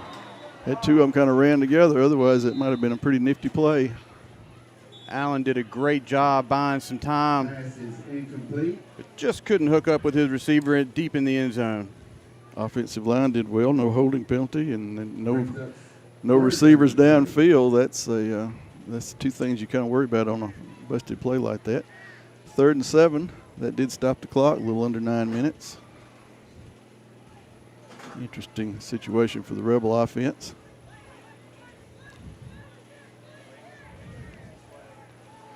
You run the ball and get the 40 seconds, or do you try to throw it and get the first down?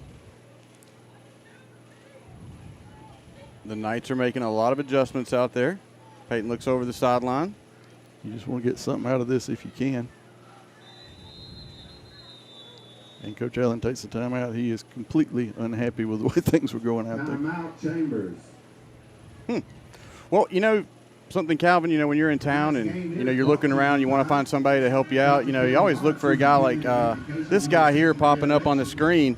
If you ever need a loan or anything like that, some help with some financial situations, give old Stanley Tucker a call down there at Farmers and Merchants Bank in Lafayette, Alabama. He's been there since 1934, so he'll be there to take care of you. Farmers and Merchants Bank in Lafayette, Alabama.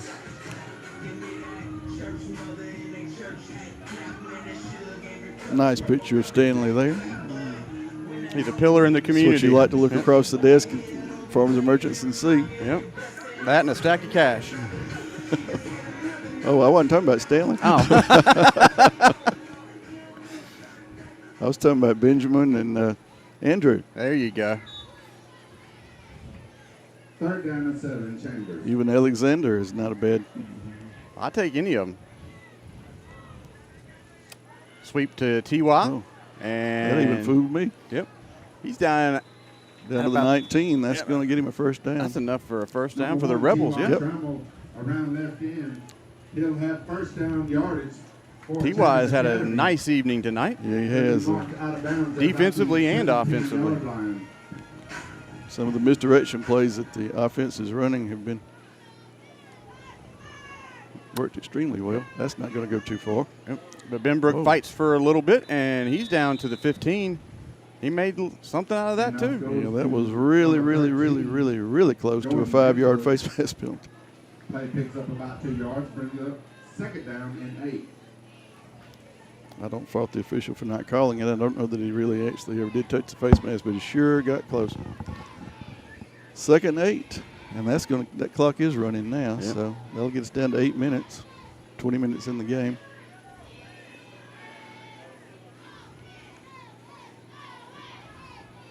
Peyton keeps it, and he's wrapped up by about 4 or 5 Knights for no gain, actually a loss on the play.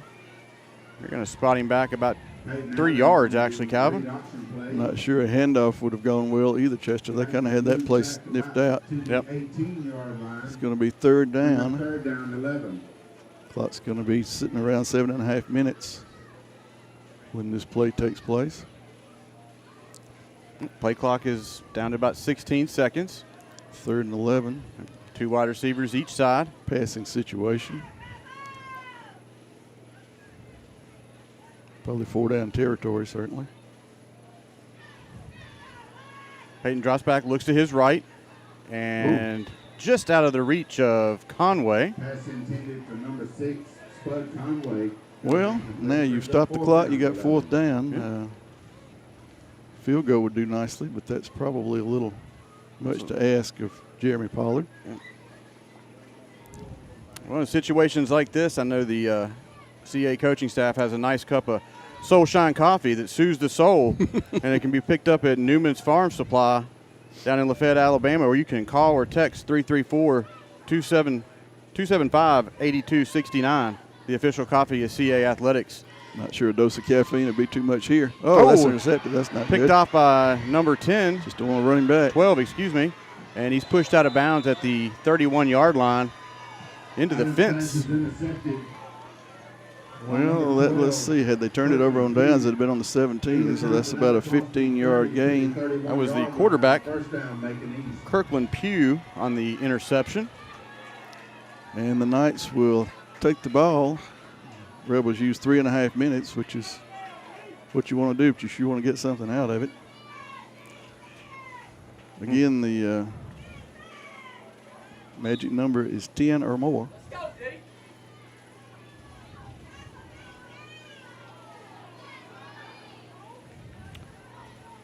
3 receivers out to Pugh's right. He's looking left all the way. A lot of heat coming off that corner, and he is sacked in the backfield for about a 2-yard loss. Not going to lose much, but Play by number 30, K. Tarver. Yep, Tarver was in there alongside Play loses 57.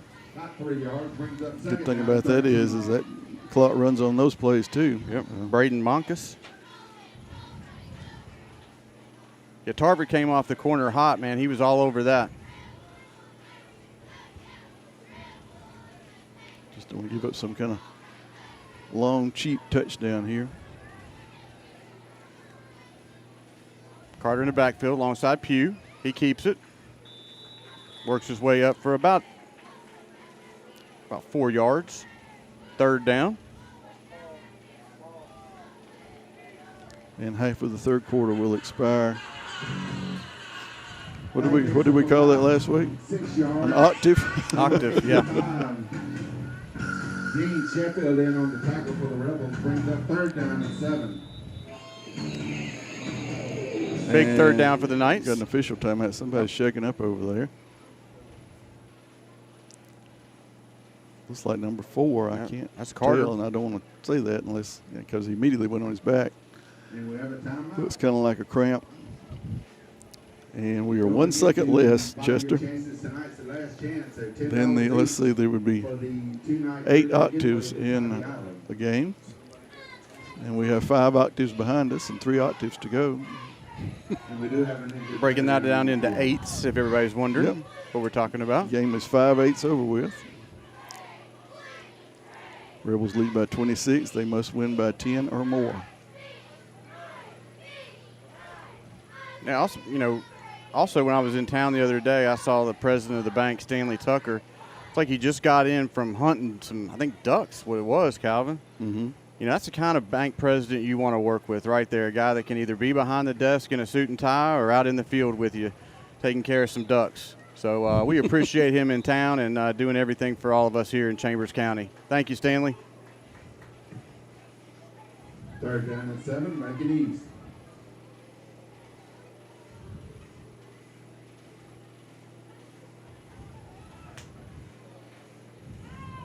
After that injury timeout, looks like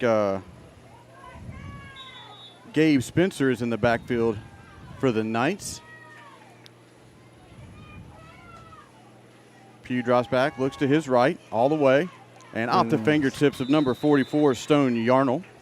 It was there, but it would have taken a yeoman's effort. Number 44, Stone Yarnell falls Cross Collie helps him up, incomplete, brings up 4th down and 7. and that's going to bring a punting situation up. So hopefully the Rebel defense stopped that threat that could have been points off of a turnover.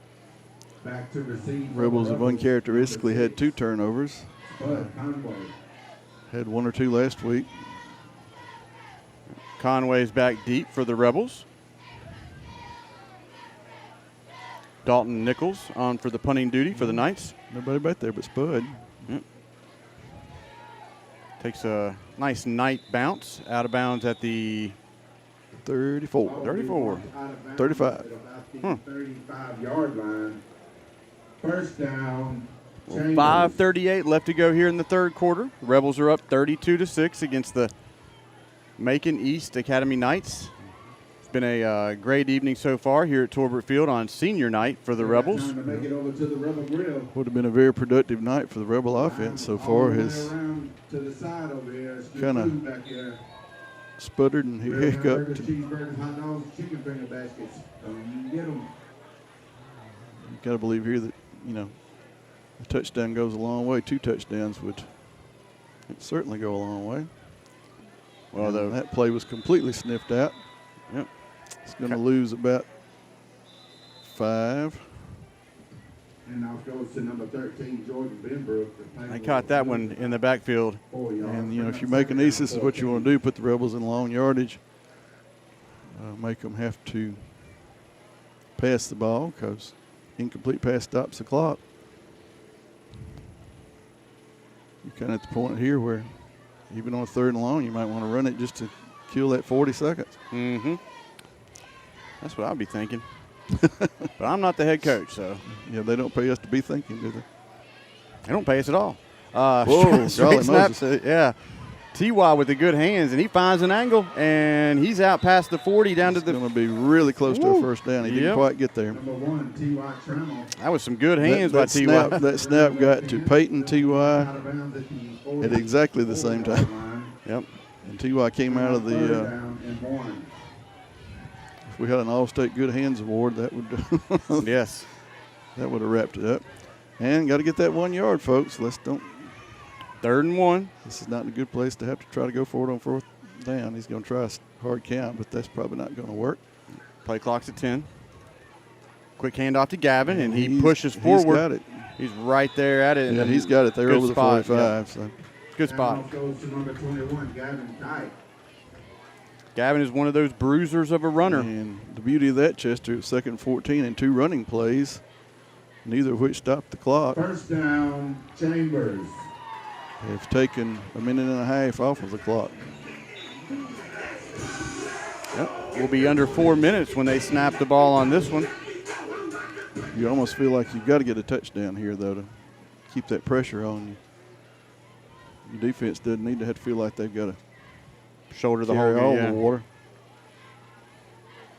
Timeout. Play Well, clock was down to 0. It's going to be 2 timeouts for Chambers. Yep. It's going to require a little better clock management. Timeout, Chambers. Rebels have 1 left. Knights will have 2 left. And we'll have a word from one of our sponsors.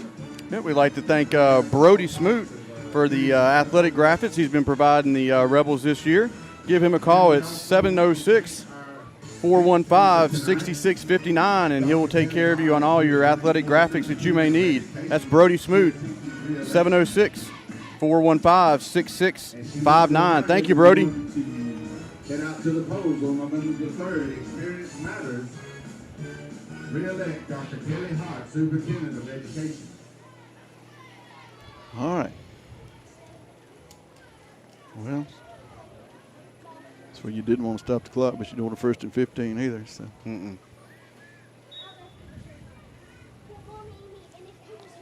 Got to figure this will be a running play. Yep. Peyton keep it all the way, and he's out past the. Well, let's do a Dr. Crowder here. Yeah, might as well. Yeah, it's close enough. We'll Although that was not a very good spot. That is enough to call that a Dr. Crowder, 50-yard line. 2nd down and 5 for the Rebels. 2nd and 5 for the Rebels. Yeah, when you're on the 45, you get to the 50. That's Peyton keeps it Man, again. That was a and nice favor done to him by number 62 from Macon East. He pushed him forward. Yeah. I don't know the quarterback keeper. He's out across the 45 down to the 42. 42-yard Yeah, I saw line. Dr. Crowder on the way here. He was out mowing some grass. So just waved at him, and I don't think he knew who it was. He watches us, I believe, on Friday nights. he does. I know he watches us when we're on the road. He might be here. It could be. 1st and 10 for the Rebels. Peyton drops back, and he's targeting There he is. White. Yep, over the nice pass over the top of the defense. All right, now let's finish this drive, boys. Nice touch by that was Peyton designed Allen. for a touchdown. It didn't quite get there, but we got to get this drive finished. Yeah, the defense for the Knights were sucking up, and Peyton and them just exploited that. 3 minutes of running. Put it right over the top.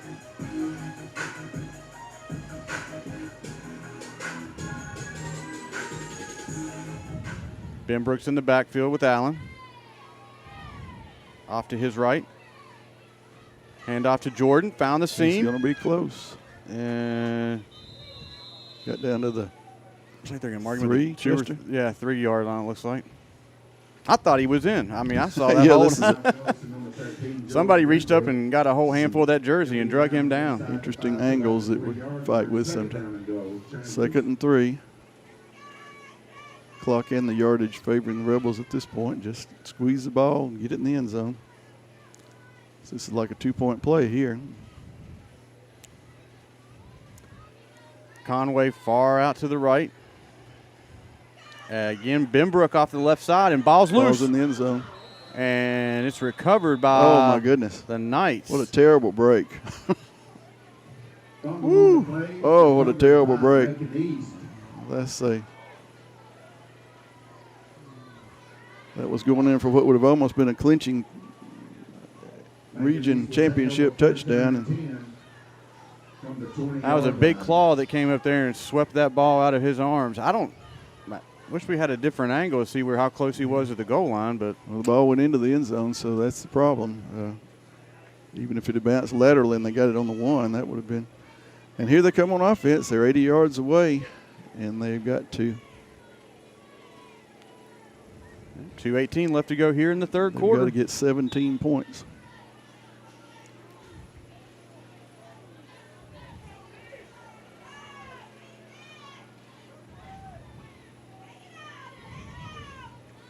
Hand off to Carter. No room on that left side. Bottled up by Tarver, and that's Jarquez Banks over there. Nice defensive play right there. Number 11, Jarquez Banks, along with number 30, Kay Tarver. And we're under 2 minutes in the third quarter. Second down and 12.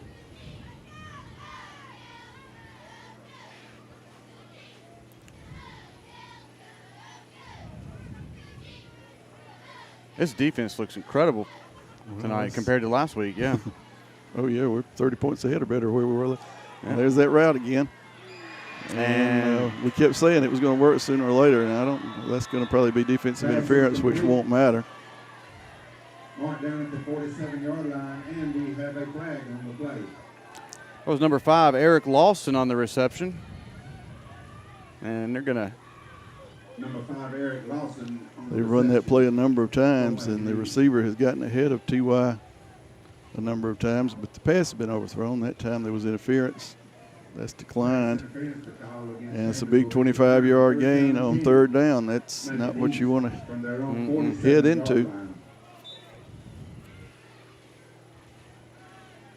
Chains will set, and we'll be under a minute and a half. Quick pass out to 1. Oh, right through his hands. Stops the clock. That was Browder on the target. Number 1, Joshua Browder, falls incomplete, brings up second down and 10.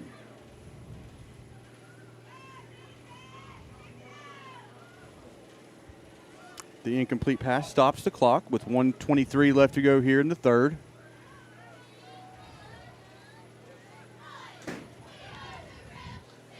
They're gonna pick on T.Y. some more. In fact, they're loading up over there now. Yep. But he's over here on this side in coverage. Fake pitch by Pugh. Yeah, nice defense there by the Rebels, keeping the quarterback in front. Tarver took the pitch, they're going to say he went out of bounds. I was hoping we'd keep the running clock there. Pugh on the carry.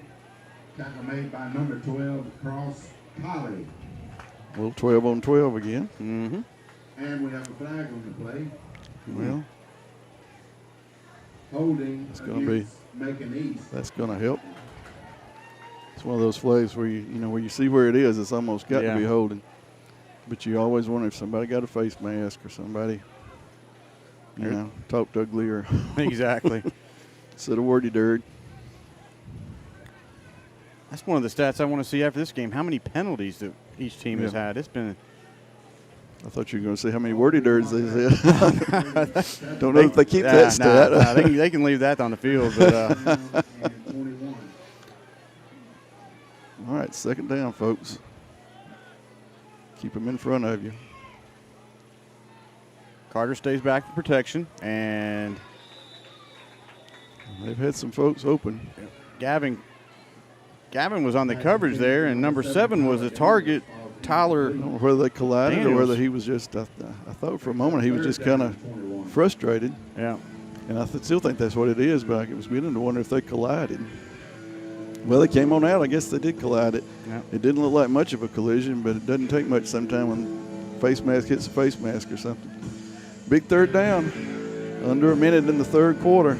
If Rebel defense can hold and get the ball back, then the clock once again becomes an ally. This play looks familiar here. They've been targeting 44 on the slant. Keough looks to his left, though. He's looking downfield. Got to keep him from throwing it. A lot of heat. And broken up by number 8. Hayden Hurst has had a heck of a night. Yep. Good hands by Hayden. Pass falls You figure certainly there'll be a punt here. broken up by number 8, Hayden Hurst. I think I said Hayden Harris, just saying it's Hayden Hurst. Hurst. We used to have a Hayden Harris. Was on the state championship team in 2018. Shout out to Hayden Harris if he's watching, but he's not in the game. That would be Hayden Hurst. Got Dalton Nichols in for the punting duties for Macon East. That'd be a good time to run one back. Decent punt, fair catch by White at the 32-yard line. All right. Got about 43 seconds. First down. For all you baseball fans out there, just got a text. The Braves are up 1-0 in the bottom of the second. That's good. Yep. I didn't realize how long it had been since they've been to the World Series until the other night. It seems like Yeah. they win every year for a while, and They're always in the championship, but yeah, I I didn't realize it's been 21 years. Ooh, those were the days. Wow, they sure were. Dave Justice, Yeah. Smokes, Maddox, Mm-hmm. Glavin. All right, we got 10 seconds. We do not need to use another timeout. 5, 4, 3. It's going to get the playoff, but Peyton's looking for a receiver, rolling to his left. Trying to float it over to T.Y. They get it. They connect out to That's the a nice 41-yard line. Great hands by T.Y. Woo! that was a good pass and a good catch. Yep. That just looked like a little bit of ad-libbing by those guys out there. Well, the only thing you complain about there is it went out of bounds, but you'll take 9 yards on first down every time. Absolutely. Good work by those two to connect on that. Down to 33 seconds left to go here in the third. This should be the last play of the third quarter.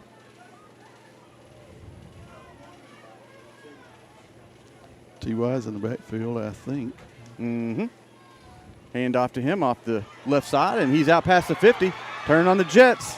And he was trying to tight walk that, but just stepped out of bounds. If they hadn't caught that one, that would have been a little bit of a gaff. Well, and my prediction did not come true. They went out of bounds again. So at some point, the third quarter will end, and it will end with Chambers hopefully having the ball in Macon East territory at the 32 or closer. And everything has stopped. Now the 40-second clock started over. Plenty of time. The game clock is not running, so. I'll have to bet this is a running play, Calvin.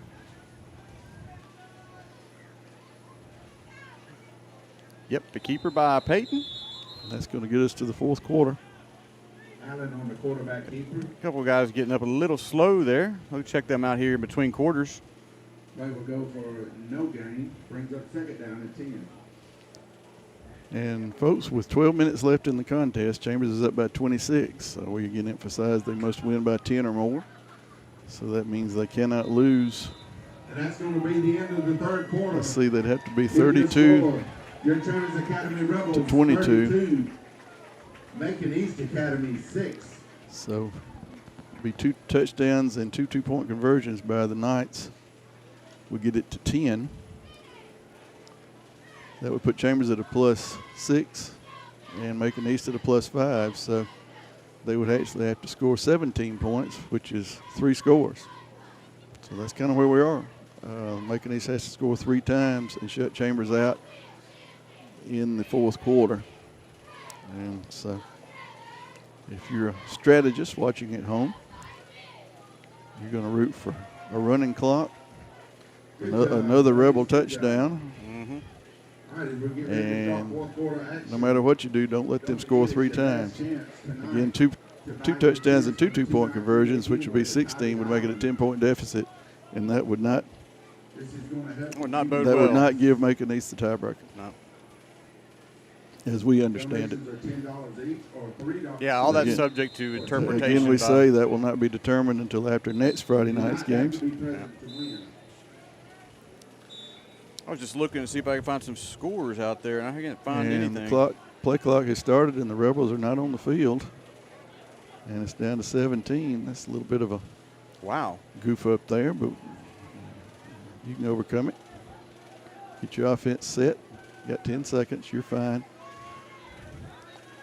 Got the playoff. Quick handoff to Benbrook off the right side, and he patiently ran through that line, and a nice pickup by Benbrook. Got his first down. Now goes to number 13. Yep, he waited till that hole opened up He's and down inside the 20 to the 18-yard line. hit the drive and went on down. That was a nice run by Kept the clock Benbrook. running.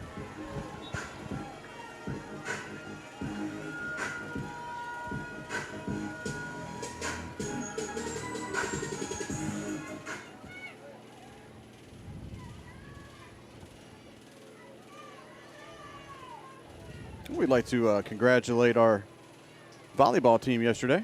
They went down to Macon East and beat them, the varsity. Ladies, congratulations. Well, back to action. Peyton. Well, he's gonna score. Oh, yeah. He just went ahead and took that one to the house. Nice run by Peyton Allen. Well, we only used 37 seconds, but you can't complain. We'll take the touchdown. Yeah. All right. Yeah. Now you're up 32. 2 point would put you up 34. So really now with 3 touchdowns and 3 2-point conversions would still be what? 24. Well, I don't know. Let's see. Let's see what the score is. I don't want to have to pull my shoes and socks off. I'll definitely need to do that if I'm counting above 10. Well, this is a different formation. Hand off to Benbrook, and he's dragging a couple players with Oh, him. wow. Did he make it? And Yeah. he spins Sure in did. for the 2-point conversion. All Wow. right, now here we go. Nice All individual right, we're up play. 34. 34 They would have to score 25 to be below. Yeah. to hold the tiebreaker. So that is now, what, four touchdowns. Yeah. Yeah, they'd have to score 4 touchdowns from this point to the end of the ball game. So that was a significant score there. 11:23 left to go here in the game. The Rebels are up 40-6 against the Macon East Knights. Again, every time you have the ball, even on a 3 and out, you're going to run about 3 minutes off the clock. So Macon East has 2 timeouts. Don't forget to vote on November the 3rd to re-elect Dr. Kelly Hott, Superintendent of Education.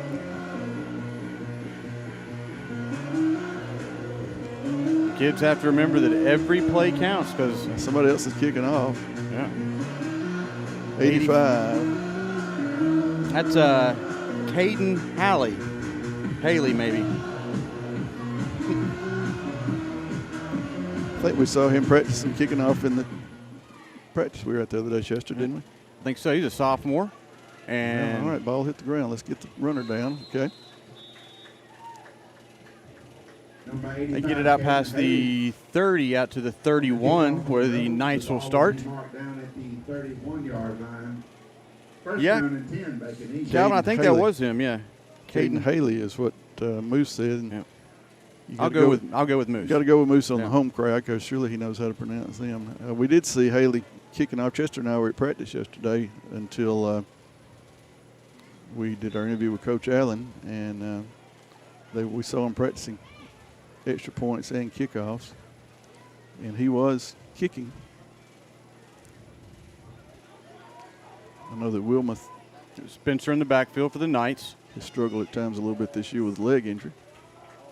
And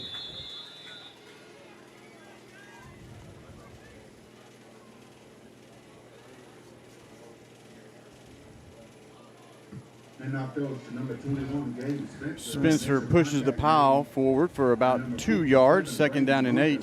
Let's talk a little about the other region. Play picks up 2 Oh, yeah. yards, 2nd down and 8. Escambia has beaten. They used to be in the same region. Escambia has beaten Patrician early in the year, so they hold that tiebreaker. So it's pretty much certain that they're going to. Well, ball's been swapped over somehow or another. That was a mid-air fumble, and Chambers has the ball. Recovered by Chambers. It's like Jarquez Banks come up with that. Woo! That's a big defensive play right there. Pretty well what I was going to say. If I get it right, Escambia is first, and they're going to be first. Patrician will in all likelihood be second. I think they still have to play maybe Southern. Yeah. Southern and Autauga are playing tonight, and the loser of that game is pretty well out of the playoffs, which is interesting because Autauga is the defending 2A champion and Southern is the defending 1A champion. Yeah, I think Autauga.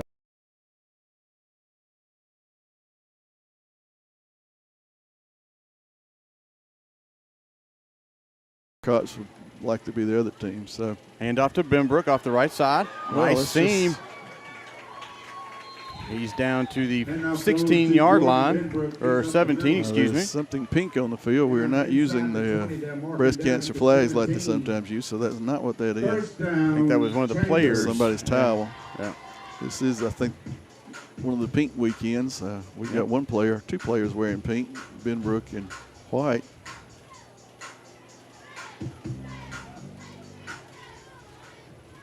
And Chester touchdown here would, you would think, just utterly shut the door. I mean, it would take a monumental. You know, I'm not sure if your defense didn't take the field, almost they could score that many times. Hand off to Benbrook. He's got somebody on the shirt tail, and he's dragging him down the field. Number 13. You know, Benbrook can get low on you, or he can just plow on by you. He's I'm looking forward to another year of him. Yeah. I think last year we started seeing some of that when we were at Springwood. Remember that game? And he started showcasing some of his ability.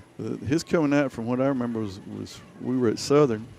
Oh yeah, and he got a sack, a strip, and he picked up the strip and ran it in for a touchdown. And of course that was on defense. But you're right about at that time last year he started. Well, I don't know if that's a penalty or a timeout. A little motion out there. Might have slipped up and let the play clock run out. Yep. Nope. Motion. Thought it was going to be a dead ball. Yep. Benbrook's been a pleasure to watch over the past year and a half. So let's hope we can keep him healthy and. Get back to the original line of scrimmage. Good part about that penalty, it does not stop the clock from running. So we'll be under 9 minutes. Even though it's 2nd and 10, it's a running clock. You could almost let it. If you turned it over on downs here, you'd be down with about an octave left.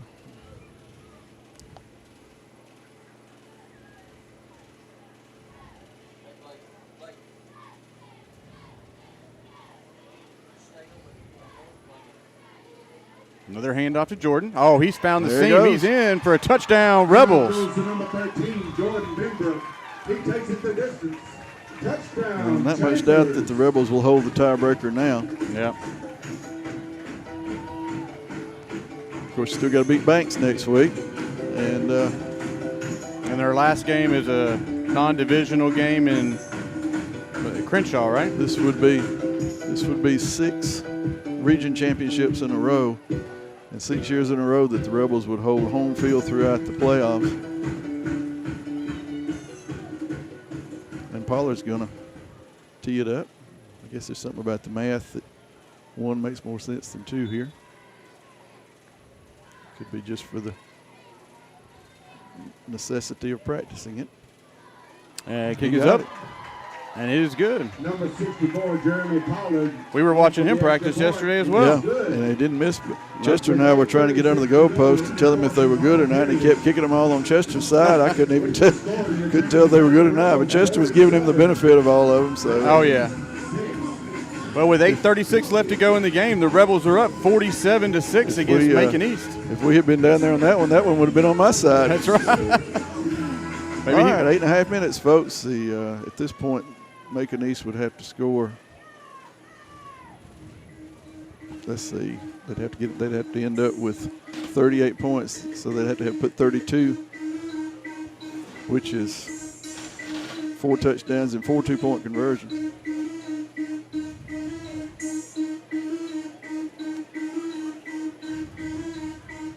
still got some drinks and some candy left in the Rebel Grill. I think word's getting out.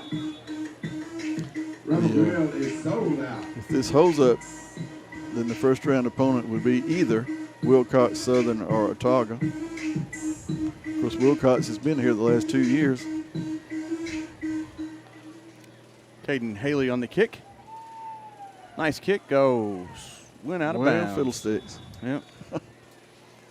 Number 8 took a chance that ball was not going to roll dead. You know, we had one roll dead last week down at Edgewood, and the young man almost made a bad mistake and didn't pick it up.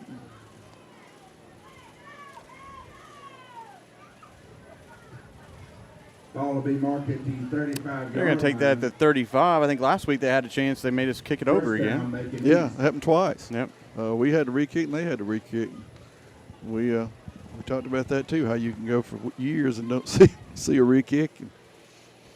Well, they're going to come out guns blazing here, folks. They've got to get 4 touchdowns and 4 two-point conversions in 8 minutes.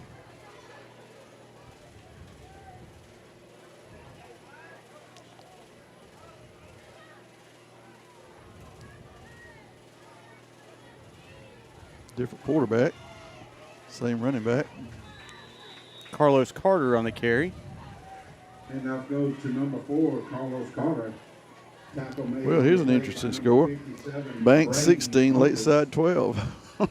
So Banks is playing this week. That is in the 3rd quarter. So the person who texted me that, if you have an Edgewood-Springwood score, shoot me that one, because that would have an impact on our race as well. If Edgewood were to lose, then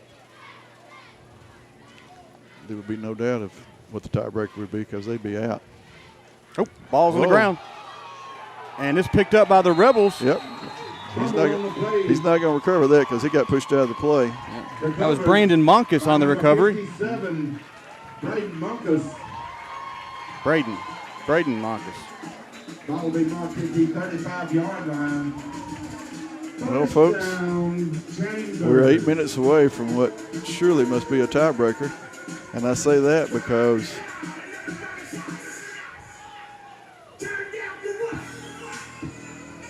even though they beat Edgewood by 28, we're beating them by 41, and that doesn't matter. I mean, they would have to cut the deficit down to 9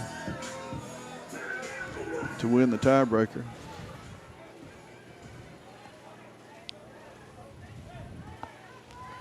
You know, I don't.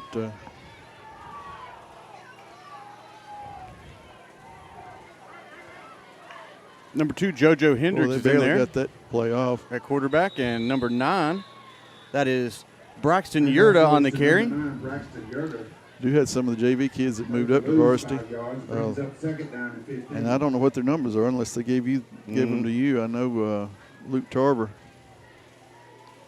has a number in the 80s. He's number 8 on JV. Coach Allen obviously feels pretty comfortable with just running the clock at this point and letting Peyton rest, giving JoJo a little game experience. He's got Hurst in the backfield with him now. He's going to run Hendricks, we got and we got a holding. Yep. Not much down on that penalty. The defensive lineman from Macon was on the ground, 2 Rebels on top of him. That's not usually going to work. Now that one I saw. Yeah. So. Well, they called it a chop block. I thought it was going to be a hold, but it was either way. It ended up. Had one guy down and 2 on top of him. So. Yeah, the optics on that one was not good. Well, you know, we're going backwards, which isn't good, but and I don't know if the clock will stop or start on that. And it started. That's one thing I've never learned is which penalties will stop a clock and which ones will not stop one. Hand off to number 9. Oh, coming back against the grain, and he's pushing forward another flag. And I don't know what that was because everybody's just sort of standing around watching that. That's Yurda on the carry. With a flag on the play. We're going to soon be in a situation where a punt won't get us back to where we need to be to make the first down.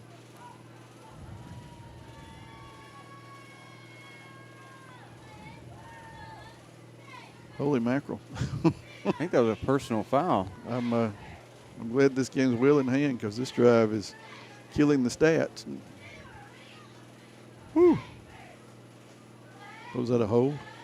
I think he said a personal foul. Well, they went 15 yards, I guess it was. The Rebels marks the ball back at the 26-yard. Well, it's 2nd and 45, folks. There's only one play in the playbook for that. I'm not sure they want to use it. We just need to run it into the middle of the line, and let's get rid of 80 seconds.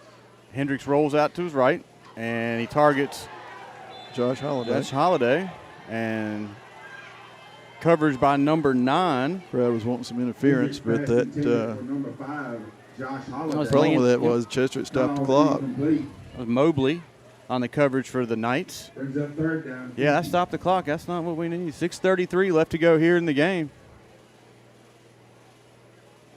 3rd and a mile for the Rebels. I guess Peyton will probably come in to punt if we have to punt. It says 3rd and 50 on the scoreboard. I can't say that I've ever seen that. I haven't either. Here, I mean, I've seen it a time or two, various games, but I don't remember 3rd and 50 here. Hand off to Yurda, and he's got some running room, and he's out close to midfield. And he gets into Knight territory down at the 44-yard line. Ran out of bounds, but at the 44-yard line. put the punt team in a lot better situation. That was a nifty little.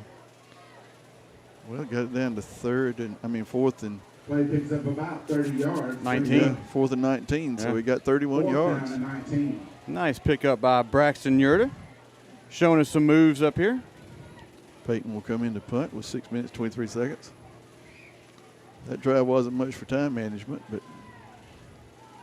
fortunately we're in a much better place to punt it. Position where time management is a little less of an issue. Just get the punt off. All right, kick it, Peyton. There you go. Nice kick by Allen. And takes a Knight bounce Yeah, there. I thought it was going to bounce into one of them, and it bounced away from him. They down it at the 22-yard line where the Knights will take over 1st down and 10 with 6:18 left to go here in the 4th quarter. Ball is down by number 13, Jordan Benbrook. It'll be marked at the 22-yard line. 1st down, Macon East. Well, Chester with 7 touchdowns, it's going to be hard to pick a play of the game. Oh, I know. But, hey, we got one play here we can count on. That's Farmers and Merchants Bank, locally owned and operated in Chambers County since 1934. Contact Stanley Tucker, CEO, President, for all your banking needs. MLO 771-877. Thank you, Farmers and Merchants, for sponsoring tonight's game. Chester slipped that ad in on 4th and goal. Well, we have timeout. Timeout by Macon East, so they'll have one left. Chambers has one left. And All right. It is your last chance to purchase. we still got the classic picture. There's Bronco Tucker. Yeah. Stanley Tucker in, what was that, 1932 here at Chambers Academy. He played tight end for us. He still holds a few records, Calvin. I don't know what they are, but back in 32, they called him the Human Model A. Yep, he's a legend around here. Between November and February, must be 25 years of age. We'd like to thank all the folks that came out here to Torbert Field tonight. A great crowd here on senior night, Calvin. It is a good crowd. Still a lot of folks hanging around. Should be a great post game. I think all the Rebel fans knew there was a margin of victory that had to be attained here. I'm not sure anybody would have told you before the game that we'd be sitting here in a 41-point lead, but no. Hand out to 21 off the right side. Pushes forward for a couple-yard gain. Make your tackle. It was Gabe Spencer on the carry for the Knights. So a mixture of first and second stringers in there. About 2 yards, brings up 2nd down and 8, Macon East. Keeping the defense kind of honest. We're under 6 minutes, so we have an octave left.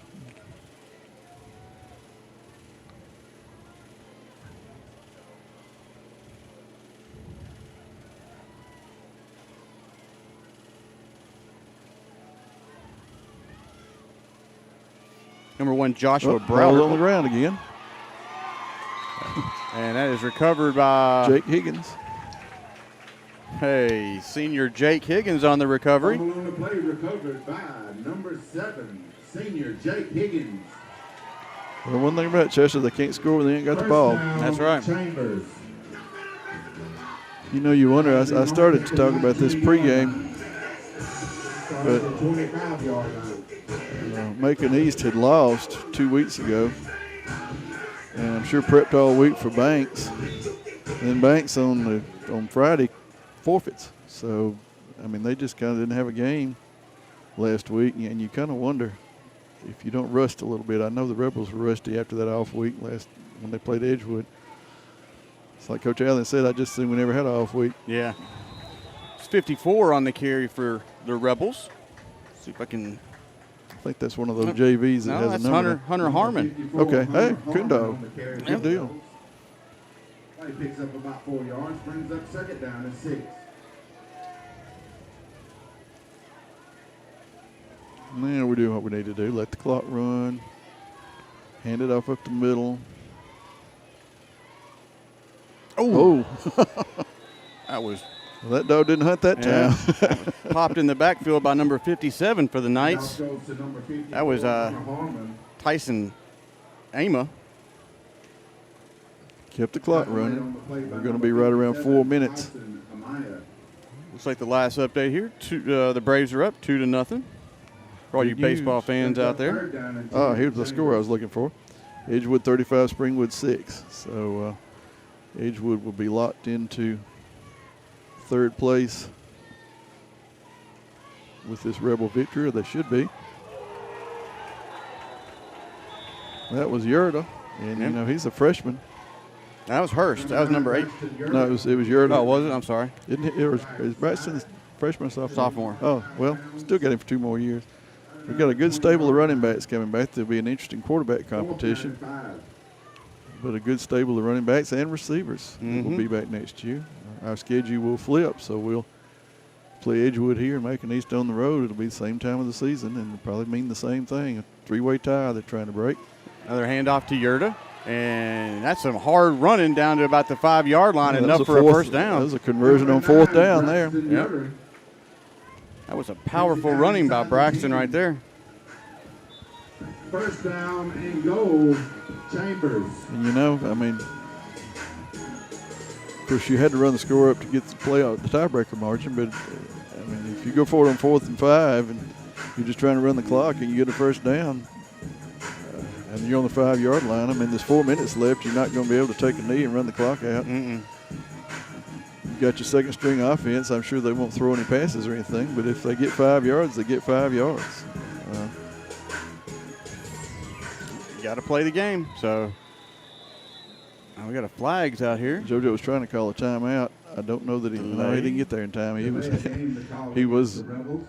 He walked up to the center and realized the clock was running down. So it's going to be first and goal from the 10. 3:47 left to go here in the game. That will not stop the clock. So it's going to be about 3 minutes left at the conclusion of this play. Ooh, high snap. Crowd in by JoJo. Look at And JoJo. he's got some running room out to the left side. And he stays in bounds. There you go, JoJo. Down to about the 4-yard line. Oh, they're going to call him at the 5. Picks up about 5 yards. For some reason, the crowd got deathly quiet here. I know. I don't know what happened with that. I don't know if it was something turned off around here, but Second to go for the Rebels. And there was a big cheer when he got down to the 5, and then it just stopped. I don't know if you folks could tell that at home. I know sometimes you can hear crowd noise in the background, but it just like went away. Well, got 8 seconds. May need to take another timeout. 4 seconds, 3. They're going to try to get the play off, but they're not going to be able to. So they did get the timeout that time. Timeout, Chambers. You know, you're trying to run your offense with this mixed personnel, and you got some kids from the JV that have come in for the last few games. You're going to get We want to congratulate all the seniors and the parents of those seniors. Get in the situation. Y'all have a safe trip. Also, Good luck rest of the year. celebrate the accomplishments Macon East of those coaches are seniors and wishes them the best in leaving all the their press future box. endeavors. And while we got a minute here, we'd like to thank our sponsor of the game, Farmers and Merchants Bank, locally owned and operated in Chambers County since 1934. Stanley Tucker, CEO and President, MLO 771877. And we'd also like to thank another game sponsor tonight, Soul Shine Coffee, coffee that soothes the soul. It can be purchased at Newman's Farm Supply, or call or text to 334-275-8269 to arrange a personal delivery. Soul Shine Coffee, the official coffee of CA Athletics. With this victory, the Rebels will go to 7-1. Macon East will fall to 5-3 after a 4-0 start. And they've sort of hit some struggles here. Don't you know Edgewood wishes they could play them again? Yep, that was handoff to Hunter Harmon. Sophomore Hunter Harmon. I sure am glad they can't, because that's that win over Edgewood is what's going to propel Chambers into a region championship. Getting close to the 2-minute mark. The ironic thing, excuse me, Chester. Oh, that's okay. I just wanted to thank all of our sponsors throughout the year. We appreciate all the support you give CA Athletics. And if you're interested in sponsoring the game, please let myself or David Howard know, and we'll get you set up. What I was going to say is, as we were leaving Edgewood last week, after we came down from the lofty perch we had, the scoreboard guy for Edgewood was still in the press box, and I asked him what he thought about Macon East.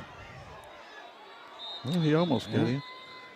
And Harmon on the carry. He said that was by far the worst game that Edgewood had played all year, and he looked at Chester and I and said, I don't think y'all have any trouble with them. And I'm thinking, they beat y'all by 28 points, and you just beat us by 4, and we're not going to have any trouble with them. But, kudos to the scoreboard man at Edgewood. He was right, and I sure am proud he was.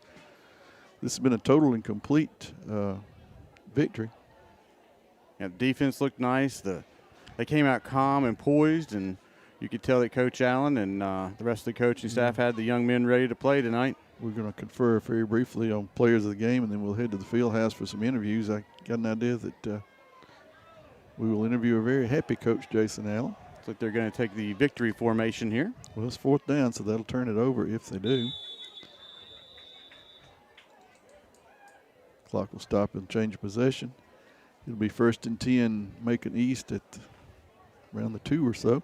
It's like a little bit of respect there. Yeah, I mean, Coach Allen and Coach Lott have, I've known Coach Allen, of course, since he was a kid, but he and Coach Lott have always had a good friendship. Coach Lott is the athletic director at Macon East, and they allowed us to use their stadium a few years ago to play Russell Christian out of Mississippi. Yeah, they've hosted the region basketball tournament a number of times. They've been very close during the years, and nobody would be happier for Coach Allen than Coach Lott. And he's a class guy, and Coach Allen is too. There's some really good coaches in the AISA, and I've met several. Of course, Jason knows them all, but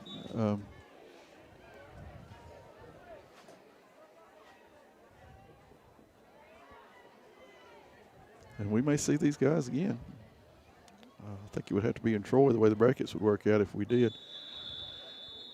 And one more play, folks, or maybe less. I think the officials will probably use a little discretion and wait till it's below 40 seconds before they put the ball in play, and they're going to do that. And the Rebels have won the ball game, and in all likelihood have won their region championship through a tiebreaker procedure for the 6th year in a row. Again, the AISA will determine that, not us.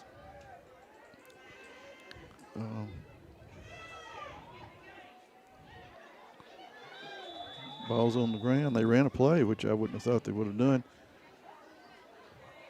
And that should do That'll it, folks. do it. Yeah. And guys, I believe that's going to be your ball game. I believe you're right, Moose.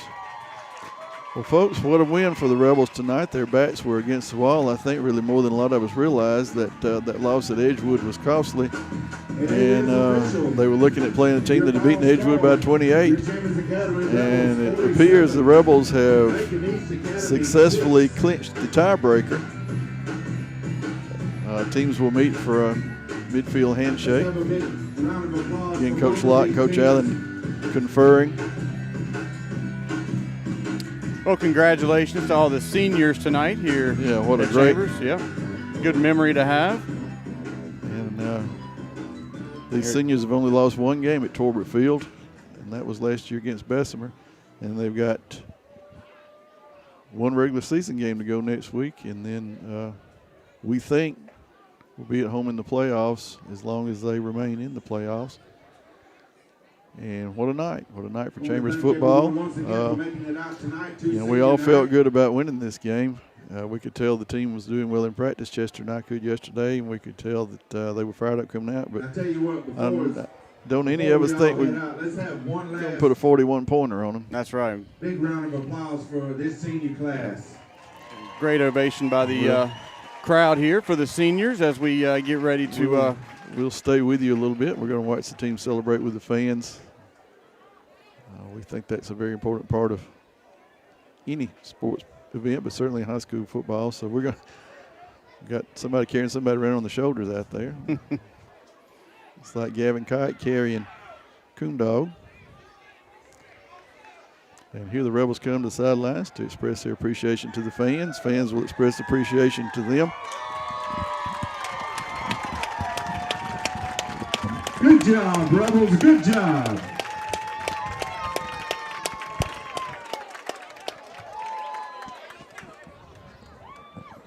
Chester and I will confer about players and play of the game.